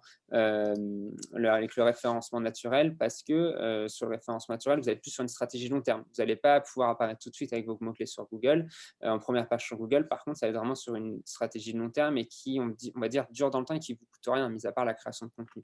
Le référencement payant, on est quand même sur des coûts d'acquisition qui peuvent varier en fonction des marchés sur lesquels vous êtes. Donc, il faut faire attention à ça. Et juste pour terminer sur le référencement payant, j'en ai un peu abordé l'histoire du quand vous allez sur Facebook et vous dites « Ah ben tiens, c'est le produit que j'avais vu sur le site web ». En fait, sur du référencement payant, on a ce qu'on appelle un peu deux types de campagnes. On va avoir des campagnes d'acquisition, c'est-à-dire que la personne n'est jamais venue sur votre site, vous êtes vraiment en train de la convertir et de lui donner envie de venir. Et vous allez avoir des campagnes de retargeting où là, la personne est déjà venue sur votre site et vous allez la retargeter, je sais pas, par exemple avec un code promo ou des choses comme ça. Alors enfin, il y a un autre aspect, donc c'est vraiment un peu quand j'ai présenté, je parlais de KPI. Aujourd'hui, comme je disais, pour moi, un bon marketing, donc c'est un marketing qui est qualifié, ciblé, mesuré. On a différentes façons en fait de récolter la data des personnes qui viennent sur le site web. Là, j'ai vraiment cité, il y a des Google Analytics, je suppose que ça parle à certains d'entre vous, Facebook Pixel, Hotjar, donc je voulais présenter LinkedIn. On a tendance des fois à vouloir tout connecter tout de suite sur le site web. Alors là, c'est plus un petit outil technique pour ceux que ça intéresse. Il y a Google Tag Manager qui peut intervenir entre tout ça. Ça veut dire que ça vous invite juste à mettre une seule fois le code sur votre site web et après, vous pouvez gérer toutes les interfaces de data directement avec Google Tag Manager, sans savoir développer en fait. Vu que tout est intégré, vous avez juste à dire, bah voilà, je veux connecter mon Facebook Pixel à mon site web. Google Tag Manager est entre les deux, du coup, fait la connexion. Et ça va vous permettre aussi de ce qu'on appelle en fait de créer des événements. Donc, c'est-à-dire avec Google Tag Manager, sans savoir coder, de vous dire, bah, moi, quand la personne clique sur ce bouton-là sur mon site web, je veux savoir combien il y a de personnes qui ont cliqué sur ce bouton-là. Et du coup, Google Tag Manager permet ça, et encore une fois, sans savoir coder. Donc, c'est un petit outil qui est vraiment sympa et qui est vraiment pratique pour faire de l'analyse et de voir comment le client en fait circule et jusqu'à où, comment je peux encore plus t'aider à convertir pour acheter le produit ou le service à la fin. Un autre outil, une fois du coup qu'on a récolté toutes ces datas, il faut les travailler. Aujourd'hui, on peut récolter de la data, on peut récolter beaucoup de data et c'est pas justement l'idée, c'est de ne pas se perdre dans toutes ces datas-là. Enfin, je ne sais pas si vous êtes déjà connecté à un tableau Google Analytics, mais en fait, c'est hyper compliqué. Il y a quand même pas mal de choses. Donc, une fois qu'on maîtrise et qu'on est habitué, ça se fait très bien. Il y a des outils, je trouve, qui sont aussi pas mal et qui donnent un aspect visuel, notamment, alors je prends l'exemple de Folenco qui a des investisseurs. Ça leur permet de leur fournir un tableau de bord et d'avoir un suivi en direct sans avoir passé par Google Analytics. Donc, c'est Google Data Studio. Là, je vous montre juste un exemple rapide qui va en fait aller chercher. Vous allez pouvoir dire sur cet onglet-là, je veux mettre le nombre d'utilisateurs que j'ai eu sur certaines périodes. Pareil, le nombre de nouveaux utilisateurs, le taux de rebond, le chiffre d'affaires qui a été fait pour le coup aujourd'hui, la durée moyenne de session, le taux de conversion. Et ça vous permet d'avoir un tableau synthétisé. Je prends l'exemple, je vais le mettre en direct. Pour ceux qui ne connaissent pas quand même Google Analytics, je vais vous montrer quand on se connecte dessus, en fait, l'interface est complètement différente. C'est de la data, quoi. Donc, l'idée, c'est d'essayer, voilà, on arrive en fait sur l'interface Google Analytics. Donc, il y a beaucoup de data. On ne sait pas forcément qu'est-ce qui est bon à prendre, qu'est-ce qui n'est pas bon. Et c'est vraiment l'intérêt de ce tableau de bord sur Data Studio, en fait, d'avoir accès vraiment aux data qui nous intéressent, de pouvoir partager en fait ce fichier-là et que ce soit simple et accessible à tout le monde. Ouais. Et du coup, suite à ces différentes expériences avec Mickaël et moi-même, alors si jamais ça peut vous intéresser, on accompagne justement des entreprises sur toute cette stratégie de digitalisation interne et externe. C'était pas l'objectif vraiment de la conférence, c'était vraiment plus vous présenter les outils pratiques, mais sachez que si jamais il y a besoin, on est disponible pour vous accompagner sur ce côté digitalisation. On a fini pour la présentation. Ce que je vous propose, c'est de répondre peut-être à vos questions que vous pouvez avoir. Je ne sais pas où Mickaël en est, s'il a répondu aux questions sur le chat, mais si vous avez des questions sur le côté digitalisation interne, je suis là pour y répondre. Ok, alors Mickaël me dit qu'il a répondu aux questions-réponses, mais pas le chat. Alors, je vais rentrer dedans. Alors, pourriez-vous épeler les logiciels que vous citez? Je pense que c'était peut-être au moment, parce qu'à 2h37, ah oui, en plus, j'ai répondu aux questions après, donc c'était bon. Alors, j'entends bien le message selon lequel les outils digitaux sont en mutation permanente et qui font passer un passif temps envoyer information, mais on arrive au constat qu'après avoir passé du temps et de l'argent à destination de je fais la produit chez si on est c'est encore une époque. Ouais, c'est une excellente question, Eric.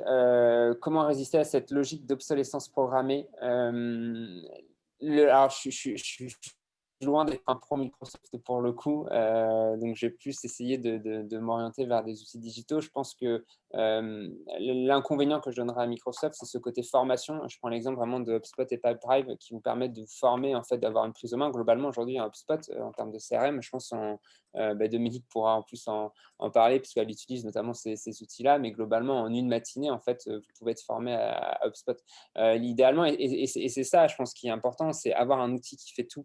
Des fois, ça permet de compliquer la chose parce que justement, il fait tout et de se former à tous les spécificités qu'il peut faire. Des fois, il faut simplement un outil centralisé qui répond juste à votre problématique directement et du coup, d'avoir un outil qui est beaucoup plus pertinent et qui permet de se former plus rapidement. Et je pense notamment, Eric, par rapport à l'obsolescence programmée, vous allez pouvoir mettre en concurrence, c'est plutôt l'économie de la fonctionnalité. Qui va plutôt être de se dire, si vous cherchez un CRM, que la technologie avance, c'est un fait. Bien sûr, je ne dirais pas que c'est l'essence du digital, mais à la vitesse où ça avance, l'homme est forcément à la traîne.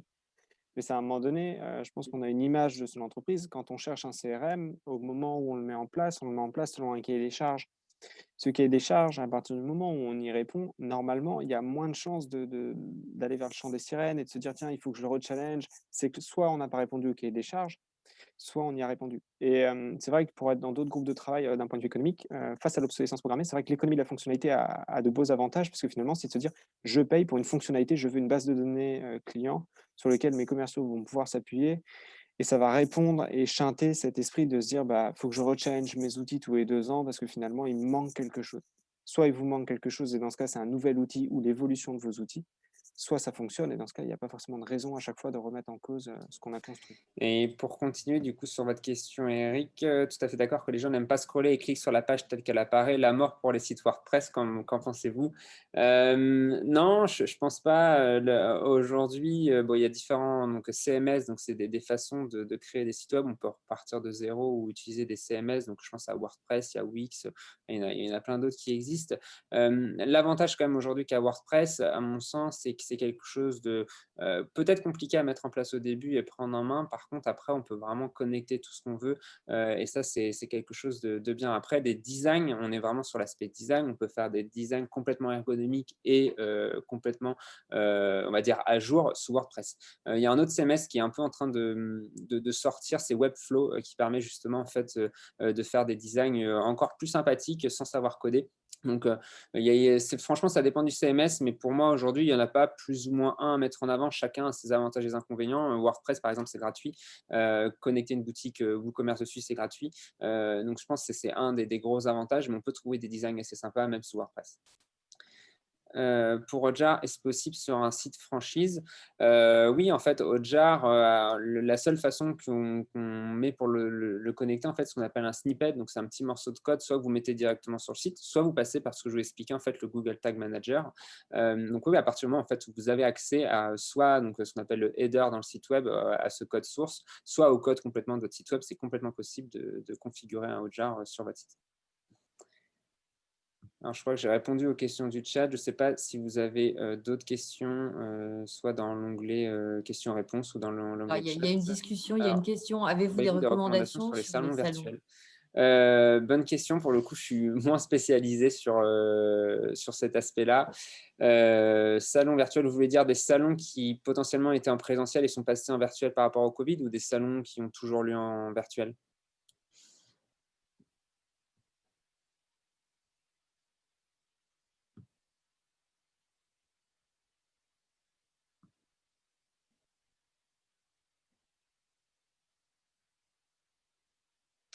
Présentiel, virtuel. Alors là, j'ai envie de dire, ça va dépendre de votre thématique. Vous êtes sur quelle thématique d'entreprise ou de travail? Je peux essayer de regarder. Enfin, j'en connais quelques-uns, mais ça va dépendre un peu de votre thématique d'entreprise. N'hésitez pas à m'en dire un peu plus sur la thématique d'entreprise. Pour compléter, par Je rapport au dis pas que salon je connaîtrais virtuel, forcément, mais si jamais je peux aider, je pourrais vous donner des conseils.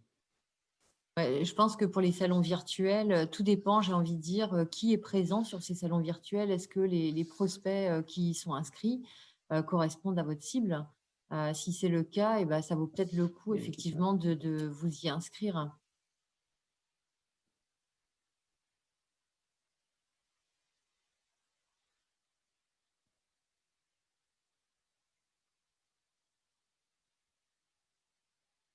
Alors là, il y a pas... Tu prends Ah pour bah, laquelle oui. question? Pour répondre à Eric sur les questions, donc l'aspect pot de fer contre pot de fer, je pense que là-dessus, ça peut être frustrant, c'est une fatalité. Je pense qu'on est tous dépendants à partir du moment où on utilise, pour le voir sur des entreprises, on a les cas de figure où les entrepreneurs vont utiliser des logiciels où effectivement c'est installé sur les bécanes, du coup c'est plus mis à jour et on est sur un logiciel qui effectivement qui est dépassé, qui est pas connecté, parce que je pense qu'aujourd'hui, pour mon opinion, c'est que je pense qu'on est en train d'arriver sur une ère du digital où finalement on connecte des solutions entre elles. Là où il y a 20 ans, on faisait émerger des solutions qui répondaient à des besoins, aujourd'hui, on se rend compte qu'on va plus vite à connecter nos solutions entre elles.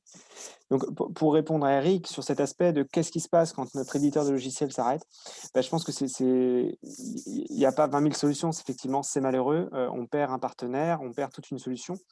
Maintenant, je reprends votre texte. Si vous avez fait ce travail de constituer votre base de données, normalement, vous allez avoir deux cas de figure. Le premier, vous l'avez constitué il n'y a pas trop longtemps. Vous allez pouvoir donc la réimporter sur une nouvelle solution. Et là, je vous pousserai plus à aller sur des logiciels en SaaS parce que effectivement, il y aura moins de coûts d'installation. Toute la charge de travail va être sur la mise en forme de votre base de données. Et si jamais ce n'est pas le cas et ça fait longtemps que vous utilisez cette solution et elle va s'arrêter, ça reste la même solution, mais qui est de dire sortez vos données, sortez ce que vous pouvez sortir, et il faut réimporter sur du SaaS. Maintenant, moi, je l'ai vu quand on était sur Nirogy, on avait à peu près 9000 comptes clients. On avait un processus où on avait une sauvegarde hebdomadaire, on avait des exports qui étaient faits. Forcément, à un moment donné, c'est quand on prend le temps, avant de dormir, de se poser la question, de dire effectivement, demain, il me lâche, qu'est-ce que je fais? On met un peu de l'analyse de risque, hein. On va mettre en place des solutions, de se dire, voilà, si ce logiciel, il claque, je sais que j'ai fait mes sauvegardes. Maintenant, je prends le risque sur certaines thématiques. Je pense que sur le CRM, notamment, on est souvent très vite épinglé quand on veut faire de l'export de données sur tout ce qui va être l'historique de contact. Maintenant, on peut, un historique de contact, si on doit absolument sortir d'un logiciel, il peut être favorable de refaire un petit historique manuel en prenant connaissance du contact. Parce que globalement, quand on réfléchit, quand on est sur du commercial pour l'avoir été, savoir ce que l'on a dit avec notre prospect il y a 3 ans, on s'en fiche un peu. C'est souvent les 6 dernières actions ou les 6 derniers mois qui vont nous intéresser selon la finance des deals en cours et selon ce que l'on vend. Et du coup, on peut imaginer que pour l'avoir fait, exporter à ce moment-là est contraignant, éreintant, mais faisable.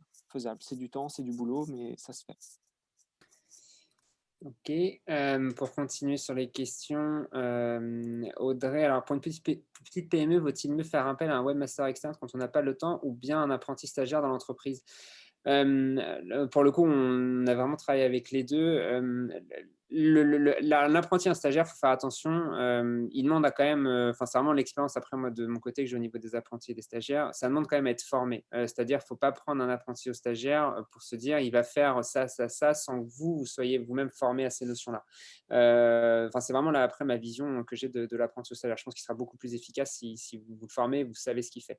Donc, ça dépend après du travail qu'il y a à faire. Si c'est simplement pour moi de la gestion des réseaux sociaux, par exemple, là, pour le coup, HotSuite, je prends l'exemple de l'outil HotSuite, lui donner l'outil et qu'il fasse la gestion. Par contre, si c'est, je prends la création d'un site web sous WordPress ou mettre en place un CRM ou un ERP, passer par un webmaster externe, je pense que ça peut avoir de l'impact et ça sera plus pertinent, plus rapide et sûrement aussi plus efficace sur la mise en place et sur la réflexion, sur le cahier des charges à mettre en place. Mickaël en a parlé sur l'ergonomie digitale. Aujourd'hui, mettre un outil dans une boîte, c'est bien, mais ce qui est important, c'est de réfléchir aussi quels sont les différents outils qui sont utilisés dans l'entreprise. Et en fait, avoir cette prise de recul et c'est cette analyse, je ne sais pas si forcément un apprenti ou un stagiaire là. Et pour autant, comme je disais, on travaille avec des apprentis et des stagiaires sur certaines missions ou alors sur des missions où on va les former sur des thématiques.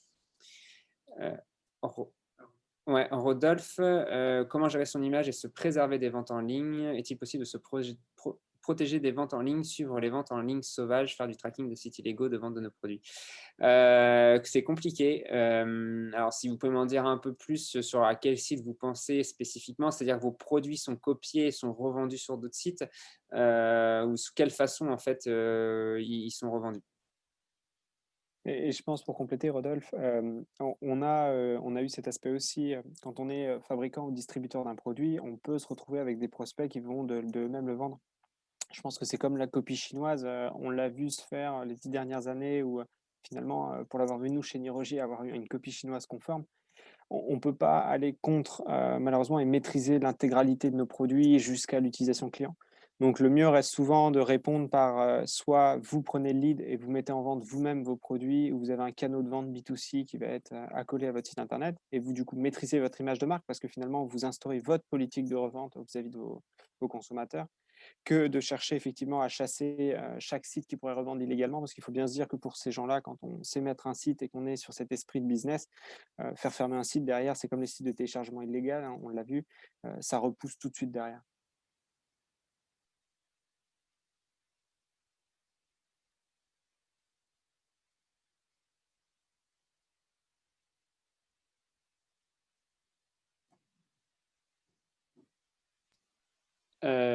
C'est Armel Roland, il y a juste une question, je n'ai pas compris. Nautique virtuelle va via Virbela, je ne sais pas à quoi ça correspond. Ah, il y a une autre question qui est tombée. Et les marketplaces, qu'en pensez-vous? Quels critères pour sélectionner les marketplaces qui fonctionneraient? Alors, marketplace, c'est une autre façon, en effet, de conquérir le client. Encore une fois, pour moi, chaque marketplace a sa valeur ajoutée. Je pense que Mickaël pourra en dire plus avec ton exemple de Etsy, je pense, avec Nirogie.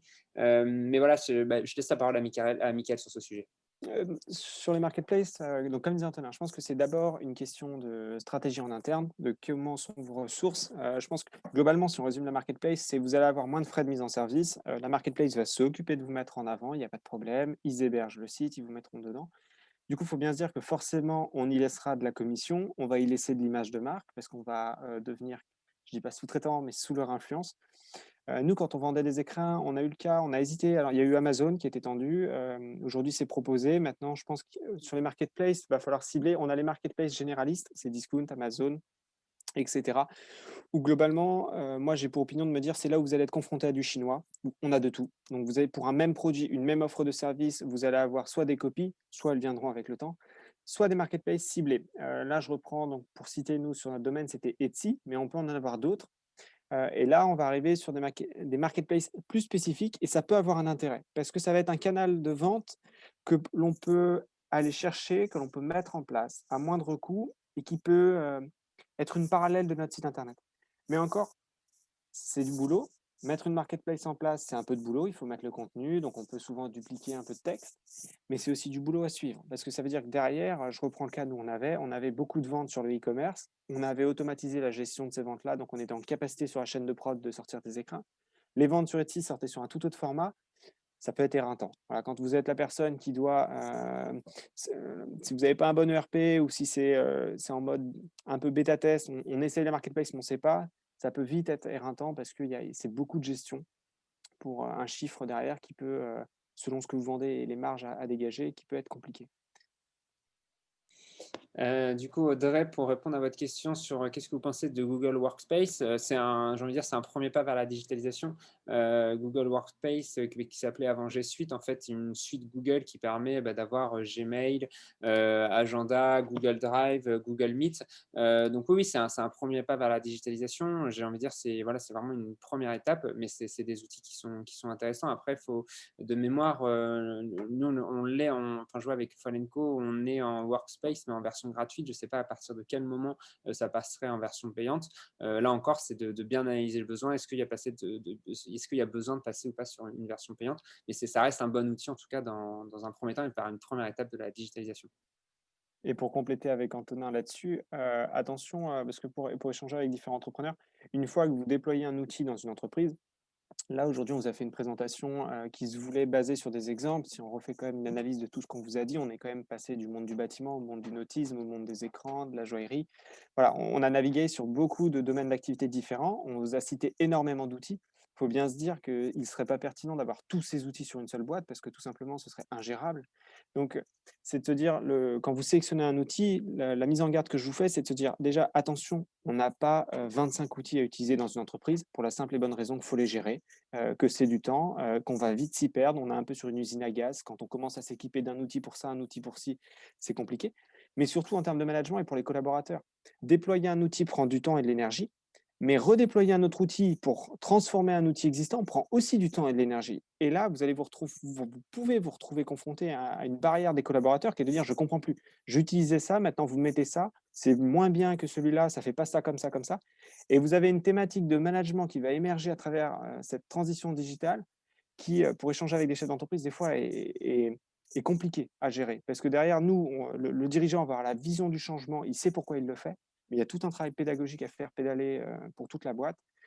Donc voilà, bien sélectionner son outil plutôt que d'en prendre un par défaut, même si on peut avoir l'impression de perdre son temps et de se dire non, mais j'ai besoin que de ça, peut être pertinent. Parce que demain, encore une fois, c'est toujours pareil, vous voudrez connecter votre outil, je prends un Gmail, vous voulez le connecter à un CRM, il y a des CRM qui le font, il y a des CRM qui ne le font pas.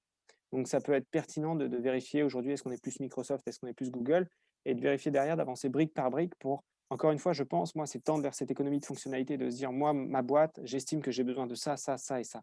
Voilà. Avec ça, je tourne, ça remplace globalement en charge sociale et les charges de management que je vais avoir. Je vais y récupérer un petit peu parce que je vais certes dépenser des outils et leur mise en place, mais je vais y récupérer sur ces aspects-là.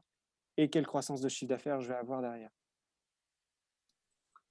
Aline, serait si possible d'avoir la liste de tous les outils présentés aujourd'hui. Je Oui. crois que Dominique va vous envoyer de toute façon la présentation. Je vois qu'il y a le petit logo recording, donc ça va être en train d'être enregistré. Donc je crois que Dominique Alors, c'est enregistré. Alors, vous pourrez, oui, vous Donc pourrez, tu actives ton micro, Dominique. Ton micro n'est pas activé. pardon. Attends pour moi. Non, attends, c'est pas activé. Recommence. Vous m'entendez? Ouais, ok. Oui, oui. Donc, en fait, vous pourrez, Attends. Non, c'est bon, Dominique, tu peux y aller. ok. Vous pourrez, vous recevrez la présentation par mail déjà et on enregistre également le webinaire qui sera mis sur le site de BCI dans quelques jours. Donc, vous aurez dans tous les cas le support, comme pour les réunions physiques. Il n'y a aucun problème. Ok, alors il y avait une autre question. D'autres outils de prospection pour l'international ciblé B2B. On va commencer à être à court d'outils. Non, aujourd'hui, pour moi, le B2B, je prends vraiment l'exemple concret, Fallenco, où j'ai une mission d'aller chercher d'autres sous-traitants, d'autres, en fait, le Fallenco, donc pour reprendre ce qu'ils font, ils font de la production de pièces composites, et j'ai pour mission d'aller chercher d'autres entreprises qui vendent des pièces composites et qui fabriquent en Chine, parce que du coup, Fallenco fabrique dans le Finistère. Et aujourd'hui, mon outil de prospection que j'utilise en fait en numéro 1, c'est LinkedIn, et ça permet vraiment de tout de suite aller chercher les personnes décisionnaires de l'entreprise, les contacter sur LinkedIn et leur faire part des valeurs ajoutées de produire en France et ainsi de suite, et de les faire part des valeurs de l'entreprise. Et ça permet vraiment d'avoir un contact direct, rapide et à mon sens efficace. Après, pour rebondir sur la réponse d'Antonin, sur des outils qu'on peut avoir B2B, il y a aussi des fois, on a des bases de données qui peuvent être accessibles. Alors, ça, à l'international, je mets des réserves. Je sais qu'en France, on en a. Il y a quelques fichiers clients qui peuvent être achetés. Et du coup, derrière, on peut les travailler avec un peu cet aspect de masse et de CRM, donc de segmentation. Et derrière, il peut aussi y avoir la possibilité, si vous avez des annuaires, je sais que nous, on le faisait chez Nirogie pour référencer les bijoutiers. On allait chercher des annuaires de référencement ou des bases de données de société. Et puis derrière, vous scrapez. Vous avez, alors là, on est à la limite, mais c'est aussi une façon d'aller très vite, de récupérer un fichier client avec des adresses, des numéros de téléphone. Et derrière, vous pouvez redistribuer à votre service commercial. Vous allez scraper la data. Donc, vous avez des outils qui existent sur Internet pour le faire. Et derrière, ça peut être assez utile parce que ça vous permet d'avoir votre fichier de base de données tout de suite et derrière de commencer à le retravailler avec l'équipe commerciale. Et alors certes, vous allez avoir énormément de pertes, on l'a fait avec Nirogie, on a de la casse quand on appelle les premiers, Mais mine de rien, ceux qui vont vous répondre vont vous permettre de commencer à baliser votre secteur, de se rendre compte globalement du personnel de vos clients, de la typologie des boîtes qui existent, et ça va tout de suite vous aiguiller vers où se mettre à chercher pour récupérer des prospects. Donc, savoir effectivement par rapport au pays, est-ce qu'on va sur LinkedIn, est-ce qu'on cherche sur Facebook, est-ce qu'on cherche sur des salons, les participants. C'est que des petites astuces et ça vous fait gagner, je pense, quand même pas mal de temps. Et ça vous oblige toujours à être dans cette spirale pour votre équipe commerciale d'apprentissage. De dire, OK, la méthode, elle marche pour la Belgique. Maintenant, je dis une bêtise, je passe en Allemagne, c'est peut-être pas les mêmes centres d'intérêt. Et là, je pense que je renverrai la balle à Dominique sur l'aspect BCI, où eux vont être de très bons conseils pour vous dire, voilà, globalement, ces pays-là, on sait que ça marche à peu près comme ça, on va avoir ces coutumes-là. Si vous cherchez sur ces domaines d'activité, on peut peut-être pousser les choses dans ce sens-là. Et pour rebondir sur Eric, justement, Allemagne, quid de Compass Europage, en fait, Mickaël, finalement, je crois, a répondu à la question. Il y a aussi tout à fait la stratégie de prospection via des annuaires. Après, je pense que ça dépend de chacun. C'est des choses que je n'utilise pas du tout. Mickaël utilise. Ça dépend un peu vraiment de chacun. Alors, Mickaël a cité le mot scraper. Donc, ça va permettre d'aller récolter rapidement en fait, de la data sur un annuaire. Il y a des outils qui existent pour ça, pour le coup, qui vont, en fait, on va lancer l'outil et automatiquement, on va vous générer, par exemple, un fichier Excel ou CSV avec le nom, le prénom et l'adresse mail de la personne pour après faire du mailing ou du calling en fonction de ce que vous voulez faire. Mais Et je il y a pense aussi que des outils et c'est aussi une façon tout à fait de prospecter. Ouais. ouais, pour répondre à la question sur Europage, je pense qu'Europage, c'est enfin les adresses, vous pouvez faire des filtres sur la cible que vous recherchez. Par contre, c'est généralement pas très bien qualifié malgré tout. Donc, il y a énormément d'adresses, mais c'est pas très bien qualifié. Ouais, pour rebondir sur ce que disait Dominique, effectivement, mais comme je disais, vous n'aurez pas la qualité, mais je pense que ça permet quand même de gagner un Oui. certain temps. Enfin, encore une fois, un exemple concret, vous récupérez un fichier avec 1000-1500 emails, vous faites un premier shoot sur un compte à blanc, Mailchimp, Mailjet, Sendinblue, vous allez vous faire striker. Alors, c'est pour ça que j'ai dit un compte à blanc, mais ça va déjà vous filtrer votre base de données. Ça va vous dire sur les 1500, déjà, il reste plus que 1000 mails actifs. OK, vous avez déjà filtré un tiers, pardon, de ressources commerciales que vous n'aurez pas à dépenser. Vous reprenez vos 1000. Nous, ce qu'on faisait chez Nirogie, on croisait nos bases de données. On récupérait une base de données, par exemple, sur société.com. Donc, on en avait une première qu'on scrapait. Donc, scraper, vous allez avoir vraiment beaucoup d'outils. Hein. Ça peut être, alors, je n'ai pas de nom sous la main, mais nous, je sais qu'on utilisait un petit logiciel de développeur qui était un add-on de Google. Donc là, on commence à rentrer un peu dans du code. Ça récupérait toutes les datas sur le site. Et on retournait, par exemple, sur un annuaire et on compilait, en fait. Après, on avait le même fichier Excel. Vous les superposez et vous les faites écraser. Et vous gardez que les prospects qui ont été écrasés 2 fois.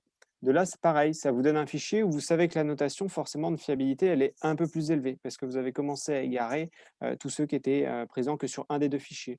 Vous compilez ça à un salon, à un réseau d'entreprises, à des groupements, parce qu'il y en a dans beaucoup d'activités, vous avez des groupements. Et vous allez vite avoir une notation client, finalement. Ce qu'on obtenait chez Nirogie, on avait une notation par lettre. Ma lettre A, ça correspond à des gens que j'ai retrouvés au moins dans un groupement ou avec une activité sur le net. Le B, je l'ai juste retrouvé sur des fichiers. Le C, le D. Et de là, quand vous pilotez vos ressources commerciales, dans les briefs qu'on avait, nous, en commerce, c'était de dire, bon, OK, je vais appeler un peu de A, mais j'appelle aussi du C. Et je commence ma journée, j'équilibre mes notations clients parce que je sais que du C, il y a de fortes chances que ça sonne, que ça ne serve à rien. Et derrière, vous arrivez à avoir un rendement commercial qui reste intéressant. Et vous ponctionnez ça avec des outils comme Tilty ou autres qu'on vous a cités aujourd'hui. Et vous avez, je pense, une bonne force de frappe si les outils sont intégrés aux équipes commerciales. Et pour continuer sur la question de Rodolphe, y a-t-il des outils pour nous donner une notation au niveau de la digitalisation de nos sociétés pour convaincre les managers? C'est plus difficile à ma connaissance aujourd'hui, j'en connais pas. Après, il ne faut pas hésiter à faire un audit, hein, même par rapport à tous les sujets qu'on a vus, hein, là, qu'on a abordés. D'un point de vue CRM, ERP, aujourd'hui, qu'est-ce qu'on a? D'un point de vue levier d'acquisition, sur le côté digital, qu'est-ce qu'on a? Qu'est-ce qui est mis en place? Et ça permettra aussi de venir face à vos managers avec des nouvelles propositions et de la valeur ajoutée, dire tiens, on pourrait mettre en place ça. Mais à ma connaissance, je ne connais pas d'outil qui permet de donner des notes par rapport à la digitalisation. Il y a quelque chose qui est important, enfin, je rebondis sur ce que tu dis, Antonin, sur les CRM et ERP. Je pense qu'aujourd'hui, avec HubSpot ou Pipedrive, il y a moyen d'avoir un CRM qui tient la route à moindre coût pour un manager. Aujourd'hui, on n'est plus sur des CRM type Sage avec une grosse logistique derrière et un coût énorme. Aujourd'hui, rien que l'utilisation d'un CRM pour le développement commercial, c'est un début. Après, on pourra le connecter et ça, il faut malgré tout, je pense, faire appel à des spécialistes, vous par exemple, mais dans un premier temps, faire de la prospection sur un CRM, c'est quand même bien plus efficace que d'avoir un fichier Excel avec des commentaires et des relances, parce qu'au bout d'une centaine d'appels ou d'une prospection sur plusieurs pays, ça va devenir compliqué à gérer. Alors qu'un CRM, c'est beaucoup plus intuitif et HubSpot, par exemple, voire Pipedrive, bah, c'est idéal, quoi. Et je rebondis sur Dominique, sur la question de Rodolphe. Une autre opinion, de toute façon, avoir une note, je pense qu'il n'y a pas de bonne ou de mauvaise note de digitalisation. Je pense que ça reste des entreprises. On est là à but non lucratif. L'objectif, c'est que la société soit rentable. Que la digitalisation l'aide ou pas, je pense, moi, je reprends le secteur du bâtiment. Nous, on est contractants, on est extrêmement digitalisé. Je regarde tous nos sous-traitants. J'ai des maçons, je ne vais pas dire qu'ils n'ont pas Internet, mais qui n'en ont pas besoin. Et aujourd'hui, aller leur vendre des outils, ils me répondront, mon process marche comme ça et j'en ai vraiment pas besoin. Et la deuxième chose, pour rebondir sur ce que disait Dominique, je pense qu'un bon outil, de toute façon, quand vous le présenterez au manager et que vous devrez le pousser sur votre équipe, déjà, je pense qu'il ne faut pas l'imposer. Il faut aussi entendre les doléances, et je rejoins ce que disait Dominique et Antonin, il y a un audit à faire, parce que les doléances de celui qui passe le coup de téléphone pour ouvrir la ligne ne sera pas la même que celui qui pilote les équipes commerciales et celle du gérant d'entreprise. Chacun aura un cahier des charges et une attente différente. Et le fait d'avoir toutes ces doléances, c'est que forcément, on va venir projeter un outil dans l'entreprise. Déjà, on va essayer de ne pas le projeter de manière définitive et non négociable parce qu'on a choisi celui-là, donc c'est comme ça, et puis c'est comme ça.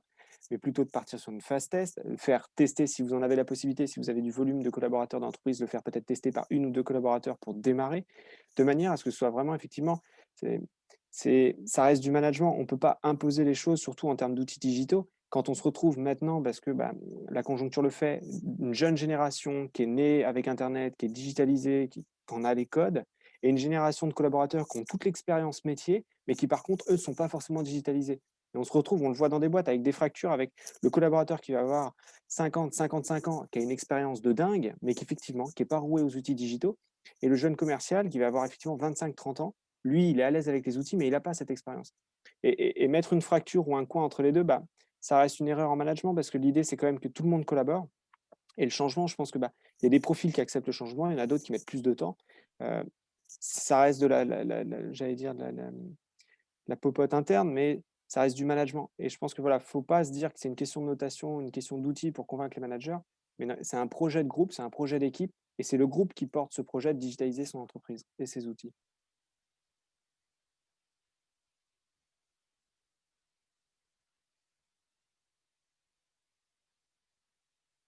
Ok. Est-ce qu'il y a d'autres questions?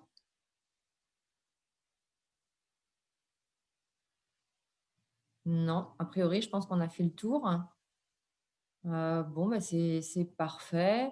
Écoutez, vous allez recevoir la présentation hein, par BCI très prochainement.